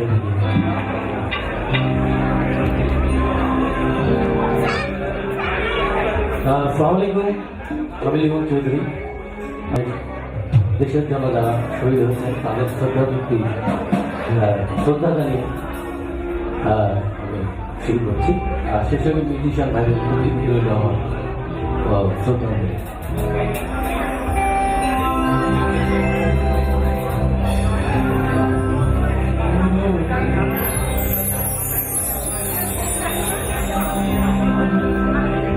যে মাটির বুকে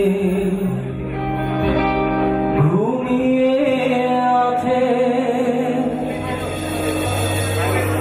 লক্ষ মুক্তি সেরা, দে না তোরা দে না সে মাটি আমার অঙ্গে মাখিয়ে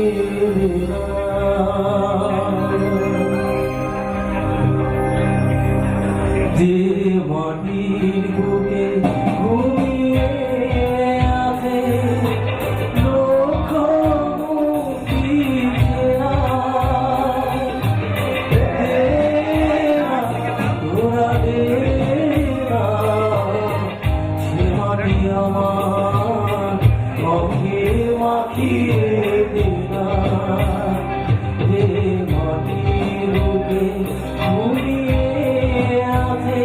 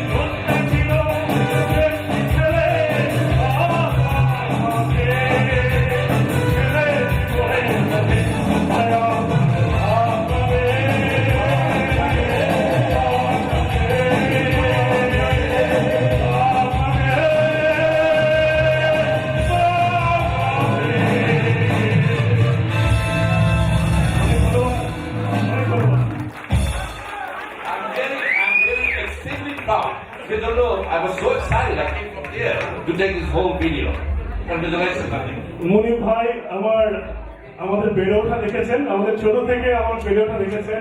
মুজিব ভাই, চন্দনা ভাবি, আমরা একসাথে সাউথ আফ্রিকাতে ছিলাম, অনেক স্মৃতি আমাদের। মুনির ভাই আমার বড় ভাই, চন্দনা ভাবি আমার বোন, ভাবি যাই বলেন না কেন, আর নিউ ইয়র্ক আমার দ্বিতীয় ঘর। তো আপনাদের সবাইকে অনেক ধন্যবাদ। আরেকদিন হবে, আরেকদিন গান গাবো।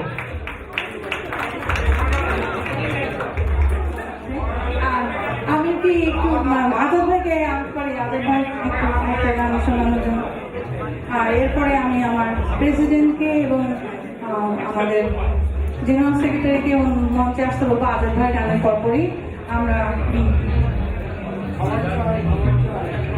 তপন মোহাম্মদ স্যারের গান শুনবো। আজাদ ভাই, থ্যাংক ইউ। আমি আসলে বর্ণালীর কাছে রিকোয়েস্ট করেছিলাম যে আমার নামটা প্রস্তাব না করতে, কারণ আমি খুব টায়ার্ড ফিল করছিলাম। তো এনিওয়ে আমি তো গান গাই না, আপনারা সবাই জানেন, বাট আপনাদেরকে দেখে একটু উদ্ভূত ফিল করছি।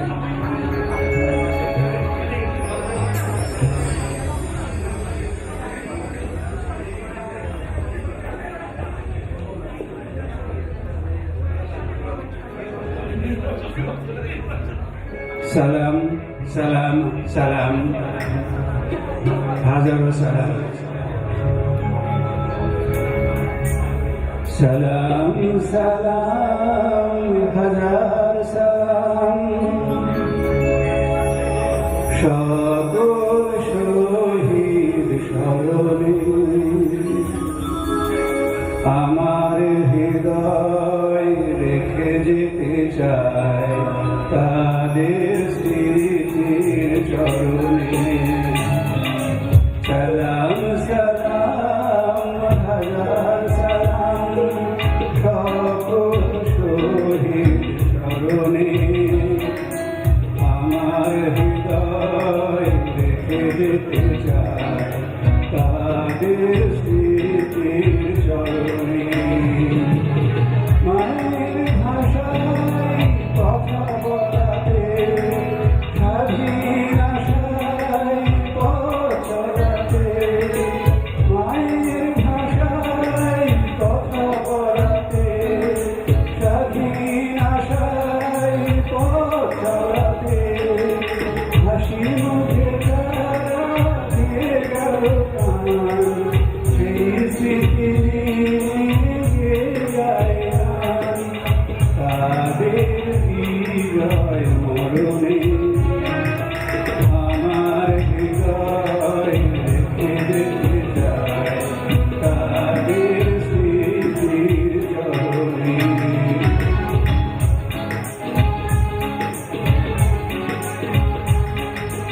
ভাইয়ের বুকের রক্তে আজি রক্ত মশাল জলে লিখে সংগ্রামী আজ মহাজনতা, কণ্ঠে তাদের নববারতা, সকল শহীদ স্মরণে আমার হৃদয় রেখে যেতে চায় তাদের স্মৃতির চরণে। সালাম সালাম হাজার সালাম, বাংলাদেশে লাখো বাঙালি জয়ের নেশায় দিল রক্ত ঢালি। বাংলাদেশে লাখো বাঙালি জয়ের নেশায় দিল রক্ত ঢালি।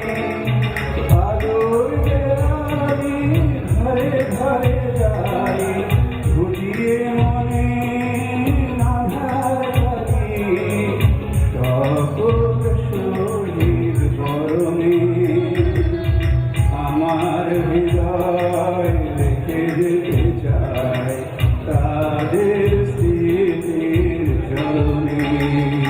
সালাম সালাম হাজার সালাম।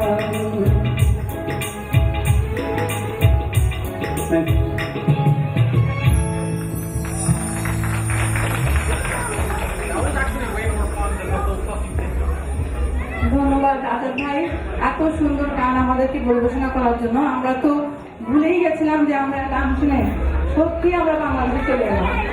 এখন আমাদের প্রেসিডেন্ট এবং আমাদের জেনারেল সেক্রেটারি আমাদের একটা ঘোষণা দেবেন। আমি সবাইকে শোনা দেবো।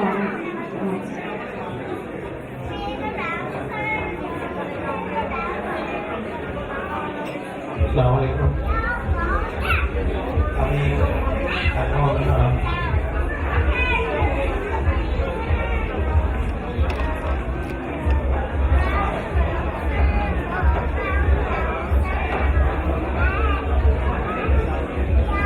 শিল্পী জনাব তপন মাহমুদ, বাংলা একাডেমির বিশেষ পদকপ্রাপ্ত 1916 সালে। উনি আমাদের মধ্যে উপস্থিত এবং বাংলাদেশ বেতার কেন্দ্রের স্বাধীন বাংলার বেতার কেন্দ্রের এবং বাংলাদেশ রবীন্দ্রসঙ্গীত শিল্পী সংস্থার সভাপতি, উনি আমাদের এখানে উপস্থিত থেকে আমাদেরকে সম্মানিত করেছেন। এই জন্য আমি ওনাকে স্টেজে আসার জন্য অনুরোধ করছি।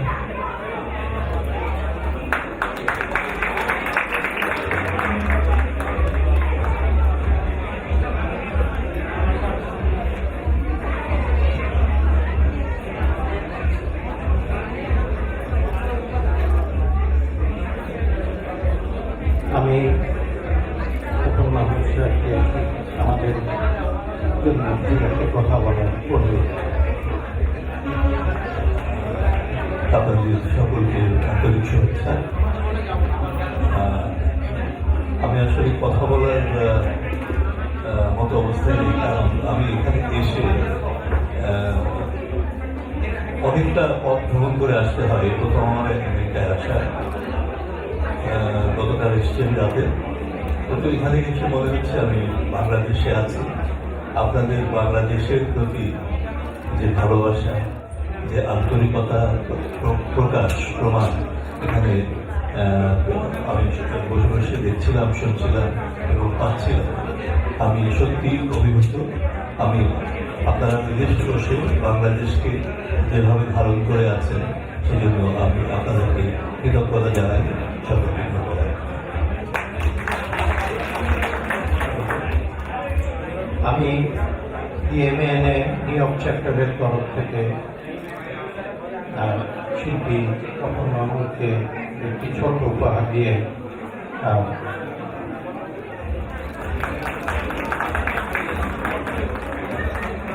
আমরা গান শুনবো গান করা থেকে শিশুরা ছাড়লাম এবং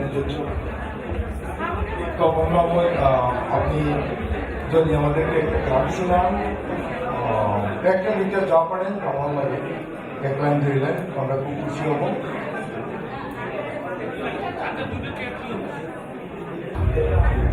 অংশগ্রহণ করার সুযোগ পেয়েছিলাম স্বাধীন বাংলা বেতার কেন্দ্রে। আমি কয়েকটি একক রবীন্দ্রসঙ্গীত দিয়েছিলাম, তার থেকে একটি আপনাদের আজকে শোনাব। এই গানটি আপনারা সবাই জানেন, এই গানটি আমাদের প্রাণের গান। আমার সাথে আপনারা গাইতে পারেন।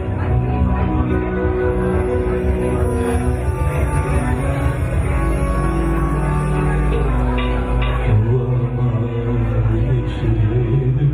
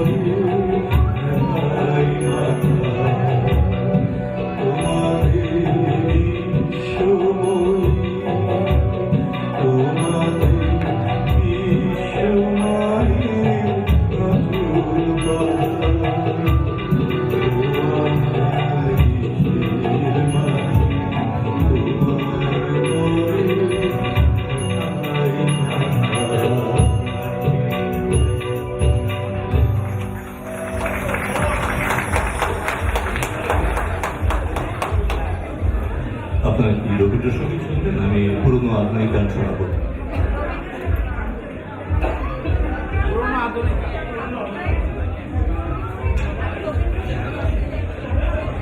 আমি শুনতে পাচ্ছি না।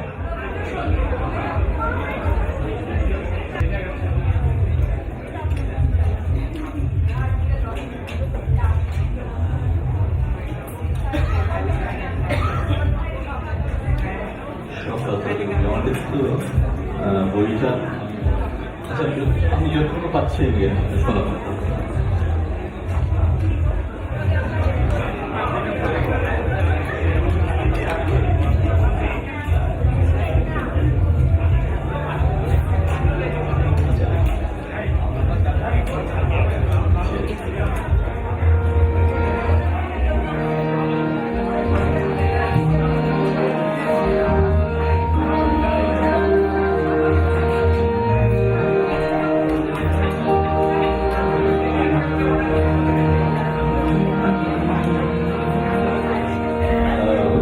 গানটি অনুরোধ করেছেন, আমার এসে লেখা নেই, আমি দুটো লাইন শোনাচ্ছি। সকাল কাঁদিছে সকলে, শোনো শোনো পিতা, গানে গানে শোনা প্রাণে প্রাণে মঙ্গল মারুতা।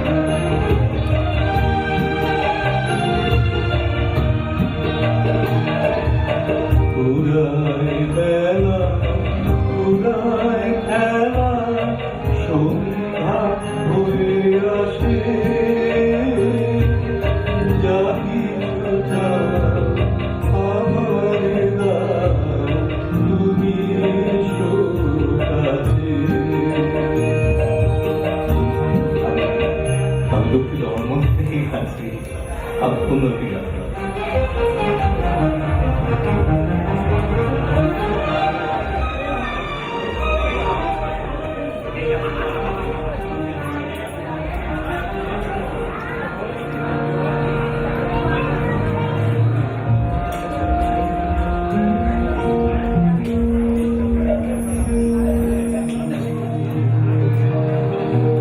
জীবন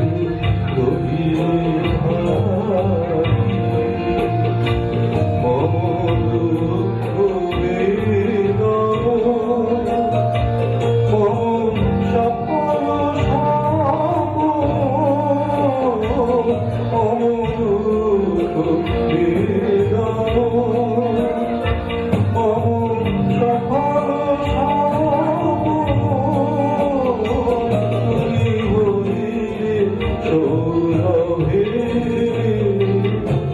নিশি তুমি রবে রবে হৃদয় তুমি রবে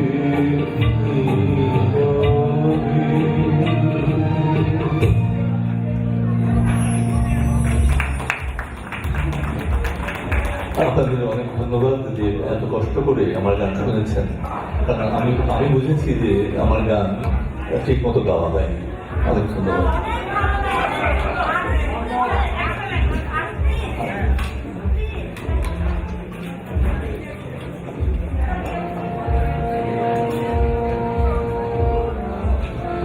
সেই দিন তুমিও তো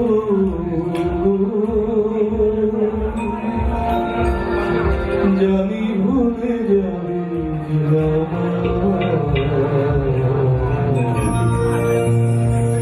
এত সুরা এত যদি কোনদিন থেমে যায়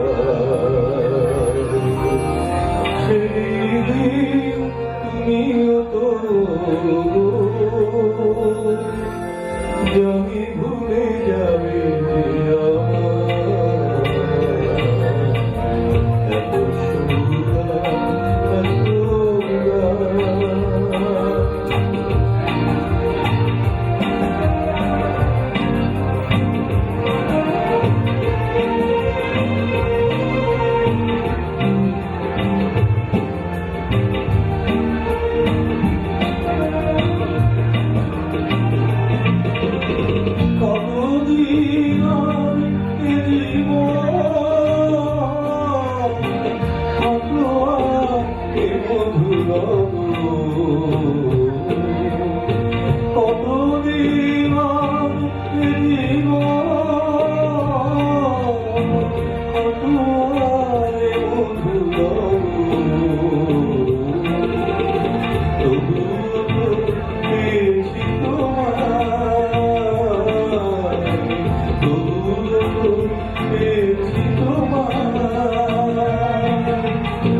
জানি ভুলে যাবে এত সুরা এত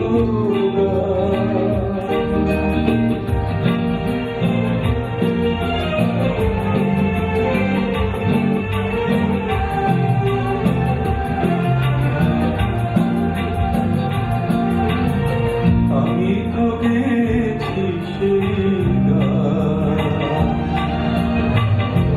গানে দিয়েছি আমি তো গেছি সেই যে গানে দিয়েছি ক্ষতি নেই আর কিছু ভুলেছি যত কিছু জীবনে সবে জীবনে সবে জানি ভুলে যাবে আমার এত সুরা এত যদি কোনদিন থেমে যায়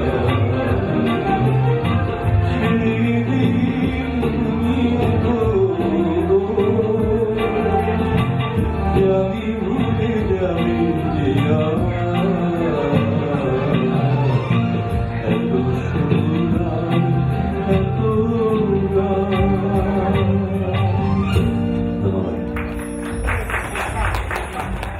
আসলে বলার কোনো ভাষা নেই।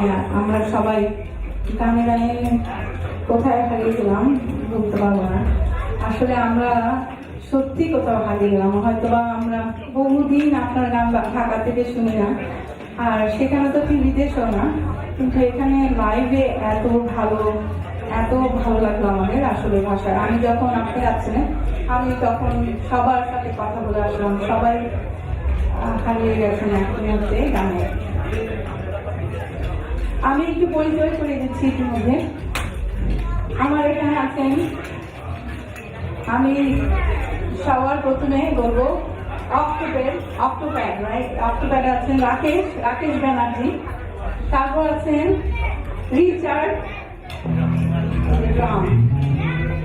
আছেন ড্রামে, তারপর আছেন পার্থ গুপ্তা, তার নিজস্ব ব্যান্ড এটা মাটি ব্যান্ড, তারপরে আছে জোহান, তারপর আছে মাসুদ।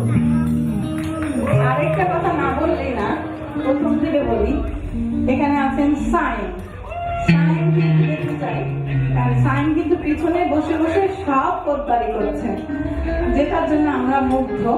গানটার সাথে সাথে মিউজিক ভালো না থাকলে আসলে সে তখন গানটা ভালো করা যায় না। পার্থর কাছে আমি ঋণী আজকের অনুষ্ঠানের জন্য। আমি এক এক করে সবাইকে নাম বলবো, তার আগে সত্যি পার্থর কাছে ঋণী। যখন অনুষ্ঠানটা শুরু করতে চাই তখন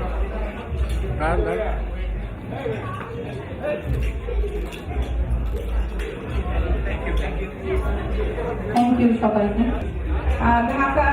ঢাকা ডেন্টাল কলেজ থেকে হাসান, তুমি একটু কাইন্ডলি চলে আসো। হাসান, তোমাকে আমি বলতে অনুষ্ঠান করাতে রাত বিরাতে বাইরে যাওয়া, আর ইয়াং ফিজিশিয়ানের অনুষ্ঠানের জন্য বা ইয়াং ফিজিশিয়ানকে পড়ানোর জন্য অনেক অনেক অনেক অনেক সময় তাকে আমার কম দিতে হয়। আর তার কোনো কমপ্লেন অবশ্য নাই এখন আপনাদের সামনে।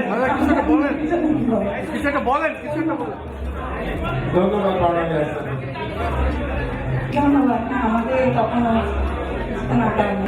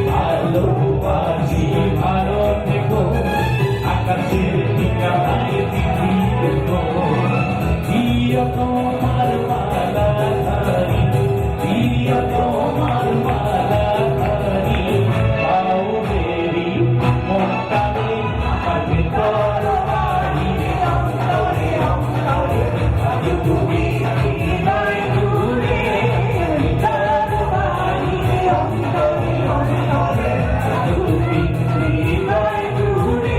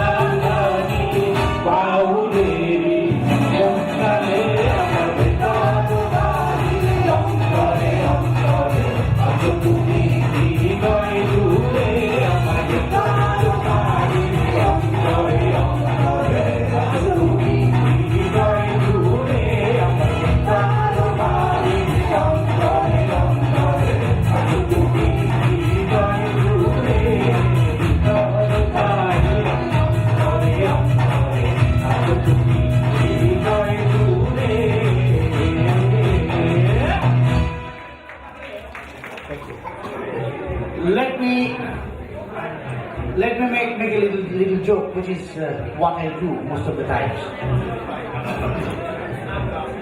যেমন সবচেয়ে কমন যে জোক করি, it may be on politicians or on different professions or on ranks, অথবা ধরেন হাজব্যান্ড ওয়াইফ রিলেশন।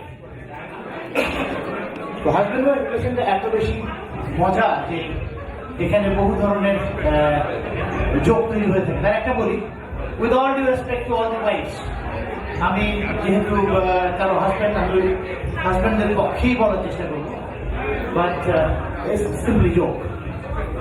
আপনাদের যদি কারো কখনো কোনো সমস্যা হয়, any problem, generally you should all keep the picture of your wife in your wallet. সব সময় বউয়ের ছবি ওয়ালেটে রাখবেন, সব সময়।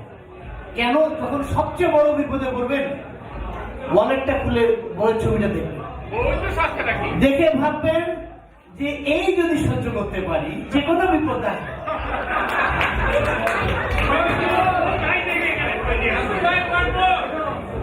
Next is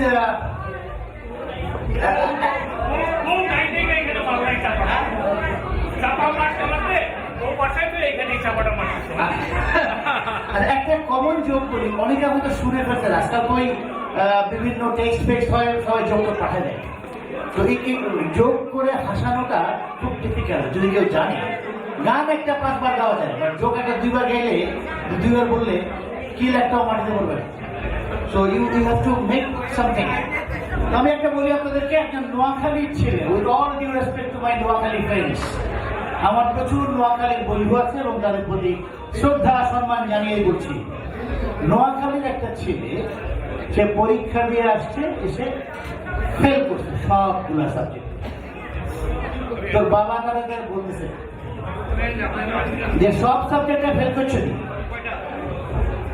তো যে আমি তো জবাব দিছি, যেমন চাই তেমন জবাব দিই, তারা ফেল করলে আমি কি করতাম? তারপরে যে তুই ইংলিশে ফেল করছো কেন, বা ইংলিশে আরেক ট্রান্সলেশন করো। আমার মা পরিমের বাপের শহীদ বেড়াইতে গিয়েছে, আমি কইছি আমার বদনি এখানে যাই পরিমের বাপের লোক, আমি ট্রান্সলেশন করি করে, এই জন্য ফেল করছো। আচ্ছা ঠিক আছে, বুঝলাম তুই এটা ফেল করছো, তুই অঙ্কে ফেল করছো কেন? তোরা তো অঙ্ক করাইলাম, অঙ্কে কেন ফেল করছো? তো বলে যে আমি প্রশ্ন করে যে যদি 10 টাকা করি শেয়ার ধরে দুধ কিনেন 10-এর, এর লগে 5-এর পানি দিয়ে যদি বেচেন 10 টাকা করি, কত লাভ? আমি বললাম না, এরকম 2 নম্বরই কাম আমার তো কিছু কেউ করে, আমি উত্তর দিতাম না। দেখ হিরিন আনসার, তোমাদের হিরিন কেন ফেল করছো? পিটি ফিজিক্যাল ট্রেনিং হিডির কেন ফেল করছো? এন তো হাত পা নাড়ি চাড়ি দিলেই ভাস করুন যায়। আরে কয় হাত বামা উষা করাই করছি, কয় ডাইনা উষা করাই করছি, বাম পা উষা করাই করছি, কয় ডাইন পা উষা করাই, চাইনা তো উষা করি শূন্য খায় না কিন্তু। আচ্ছা বুঝলাম, বাবা বের করে রেখে গেছে। বলে তুই ইতিহাসে ফেল করছো কেন? ইতিহাসে প্রশ্ন করছে যে পানিপথের যুদ্ধের কারণ বলো। আমি কইছি স্থলপথে সুবিধা করতে পারে না দেখি পানিপথের যুদ্ধ করছে। সিম্পল কথা, পানিপথের যুদ্ধের কারণ বলো, স্থলপথে সুবিধা করতে পারে না দেখি পানিপথের যুদ্ধ করছে। এই জন্য লাস্ট খুব রেগে গেছে। তুই বাংলায় হেল্প করছিস, এটা তো নিজের ভাষা। হ্যাঁ, তুই বাংলায় কেন হেল্প করছো? তোর লই আমি কতদিন দিন রাতে বললাম, তুই বাংলায় কেন লিখছো? কয় আর তো বাংলায় প্রশ্ন করে না, আমি ডাক্তারি প্রশ্ন করছি। বাংলায় ডাক্তারি প্রশ্ন করছে, আরে কয় লিঙ্গ পরিবর্তন করো, আমি কেন করতাম?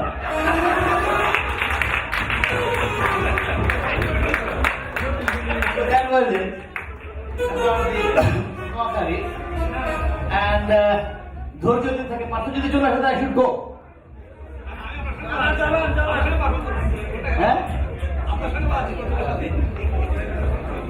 আরেকটা জোক আমি অনেকবার দেখাইছি, যারা দেখছেন they will not enjoy it very much. আমি এটা শেষ করতে চাই, যারা দেখেন নাই they will enjoy, because এই জোকটা করেছিলেন ভানু বন্দ্যোপাধ্যায়। আর আপনারা জানেন যে Bhanu Bandyopadhyay was a great artist, অত্যন্ত ভালো যোগ করতেন। তো এটা করতে গেলে এখানে স্ট্যান্ড আছে নাকি?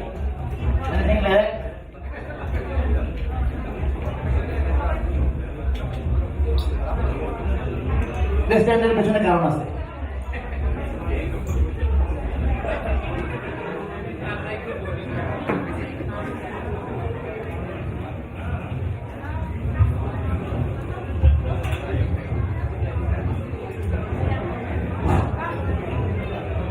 You have to understand that politicians are, they can do anything in any situation.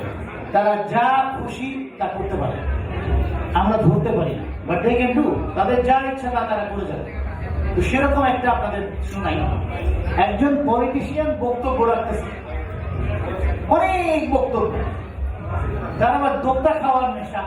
দোক্তা কিনেন তো, দোক্তা হলো হয়তো তামাক পাতার মতন, এরকম ছিঁড়তে হয়, দৌড়তে হয়, ঘোরা করে খাইতে হয়, এ হলো দোক্তা। প্রচন্ড দোক্তার নেশা তার, তো নেশা চলে আসছে, বক্তব্য শেষ করতে পারে না, খালি বলে দেখি খবর নেত্রী কদ্দূর, নেত্রী জামে আটকে গেছে, আপনি চালা যান, চালা যাচ্ছে, আমার নেশা। আবার বলে নেত্রী কদ্দূর, নেত্রী জামে, ভাই জাম ছুড়ে নেই, চালা যান। তো he thought that I have to go something.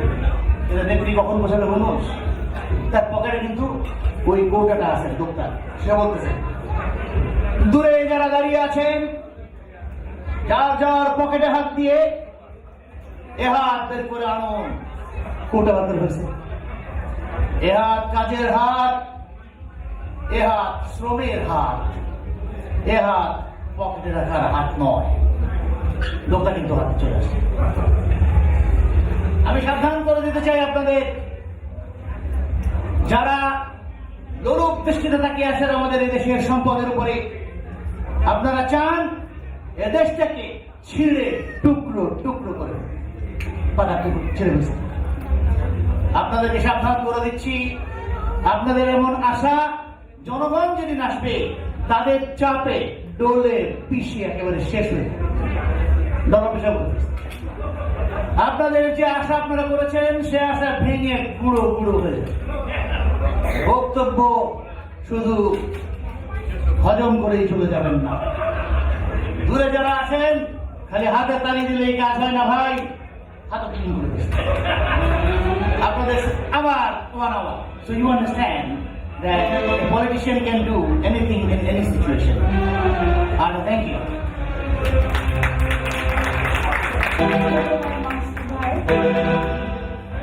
আমরা কৌতুকে শোনা হয়ে গেল।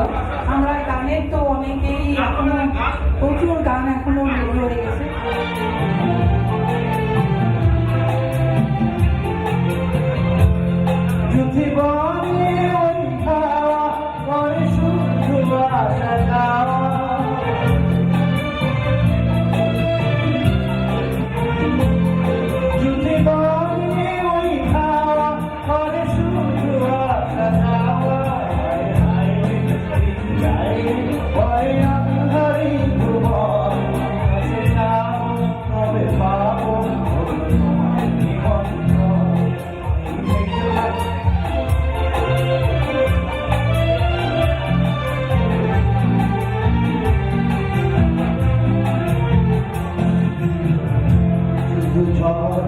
ঝড় ঝড় আজি ভাই সারাদি, আজি যেন মেঘে উদাসী। ঝড় ঝড় আজি ভাই সারাদি, আজি যেন মেঘে মেঘে উদাসী।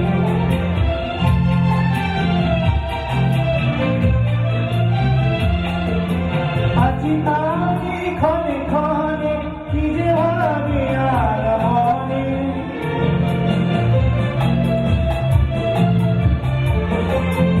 আজি আমি ক্ষণে ক্ষণে কি যে ভাবি আর মনে। হাসবে তো হাসবে, তবে হবে সেই মিলন, কাছে যাব তবে পাবো নিবন্ধন। এই মেঘলা দিনে একলা ঘরে থাকে না তোমার,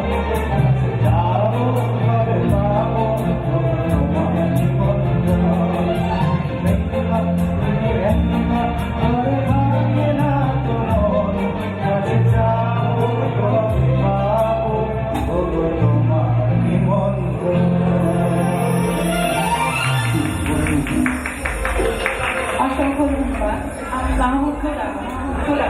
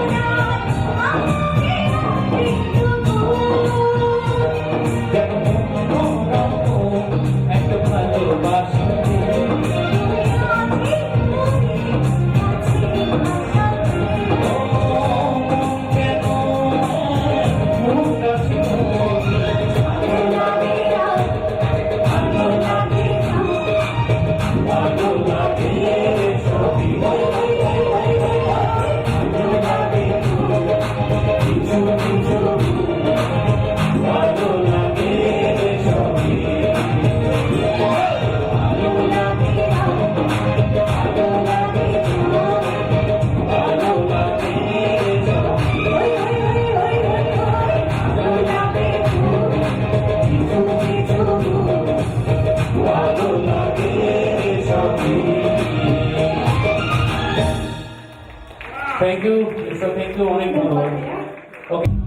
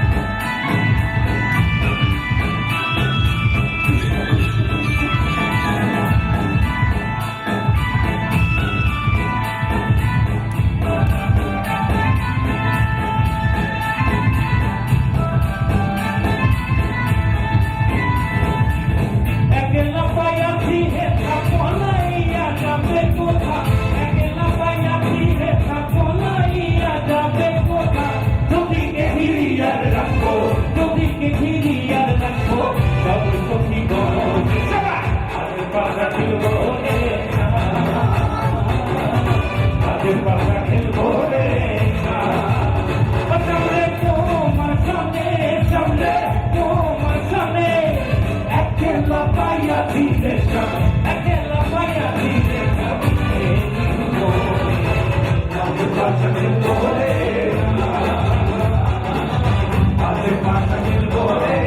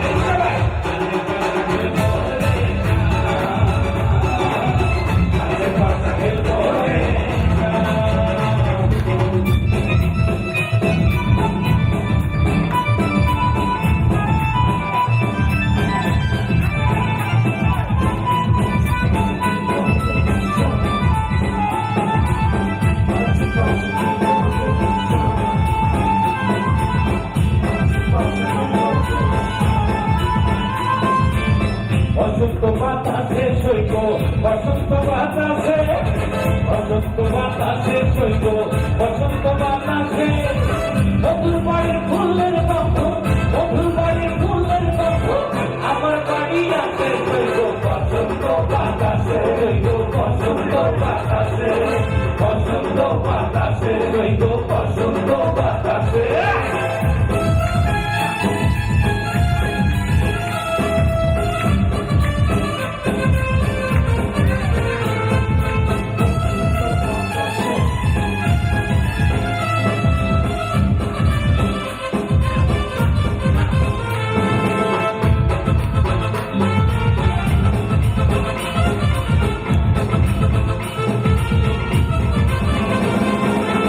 মধুর বাড়ির ফুল বাগানে নানান বর্ণের ফুল মধুর বাড়ির ফুল বাগানে নানান বর্ণের ফুল ফুলের কাছে মোনা নন্দে ফুলের কাছে মোনা নন্দে ভ্রমর হয়া ফুল জৈব বসন্ত বাতাসে জৈব বসন্ত বাতাসে বসন্ত বাতাসে জৈব বসন্ত বাতাসে বসন্ত বাতাসে জৈব বসন্ত বাতাসে বসন্ত বাতাসে জৈব বসন্ত বাতাসে মধুর বাড়ির ফুলের গন্ধ মধুর বাড়ির ফুলের গন্ধ আমার বাড়ি আছে জৈব বসন্ত বাতাসে জৈব বসন্ত বাতাসে বসন্ত বাতাসে জৈব বসন্ত বাতাসে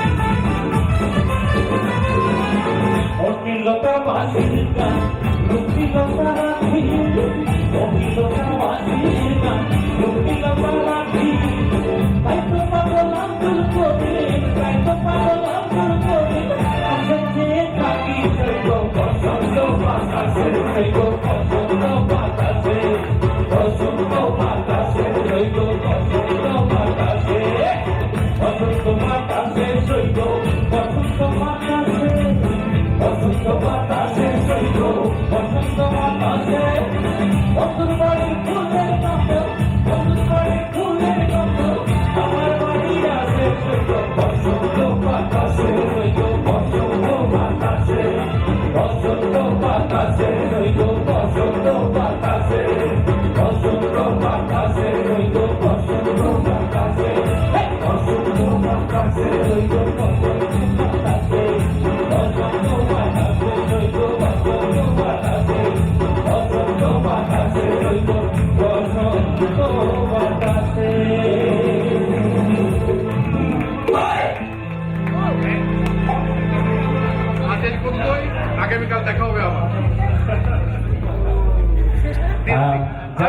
বাজালো আমাদের সঙ্গে। প্রথমে সাউন্ড করেছেন তিনি, মানে সাউন্ড তার জন্য একটা তালি হয়ে যাবে। বেস গিটারে আছে আমাদের মাহফুজ, মাহফুজের জন্য একটা তালি হবে।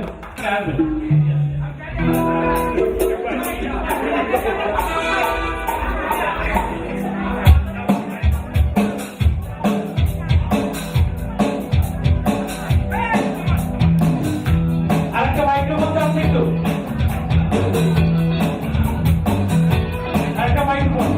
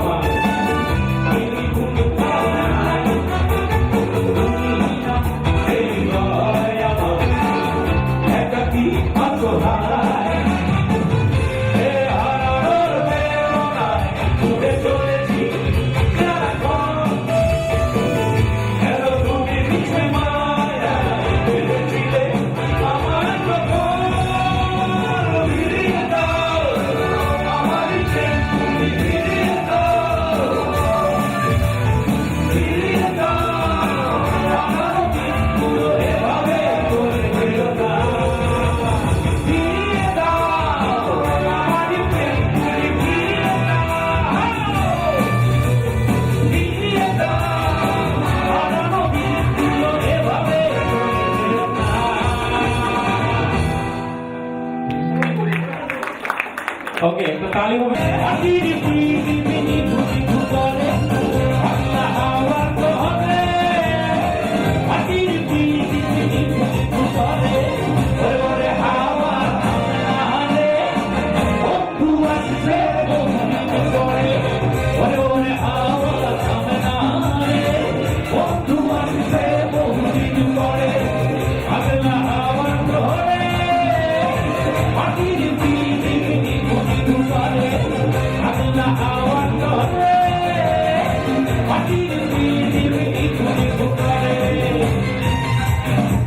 আচ্ছা, আমি এবার আগে থেকে যাচ্ছিলাম একটু একটা মাইক্রোফোন যাচ্ছি, একটা মাইক্রোফোন না আপনি কয়েকজন তালি হবে যাবে।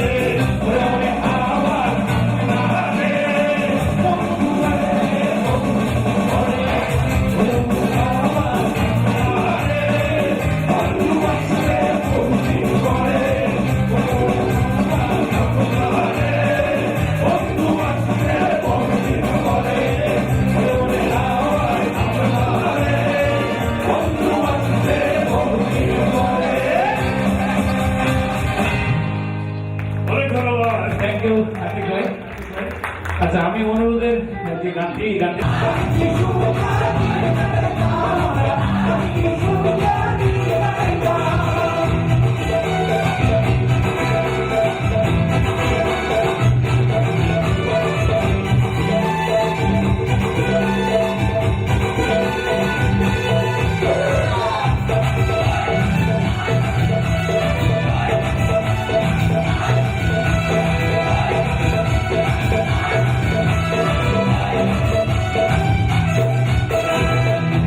Bye.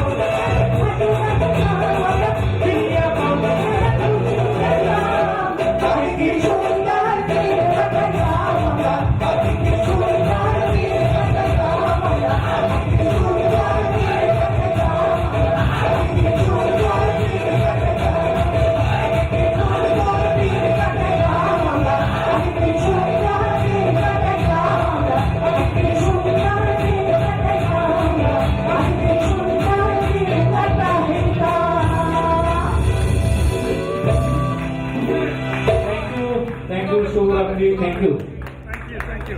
Thank you, Margot.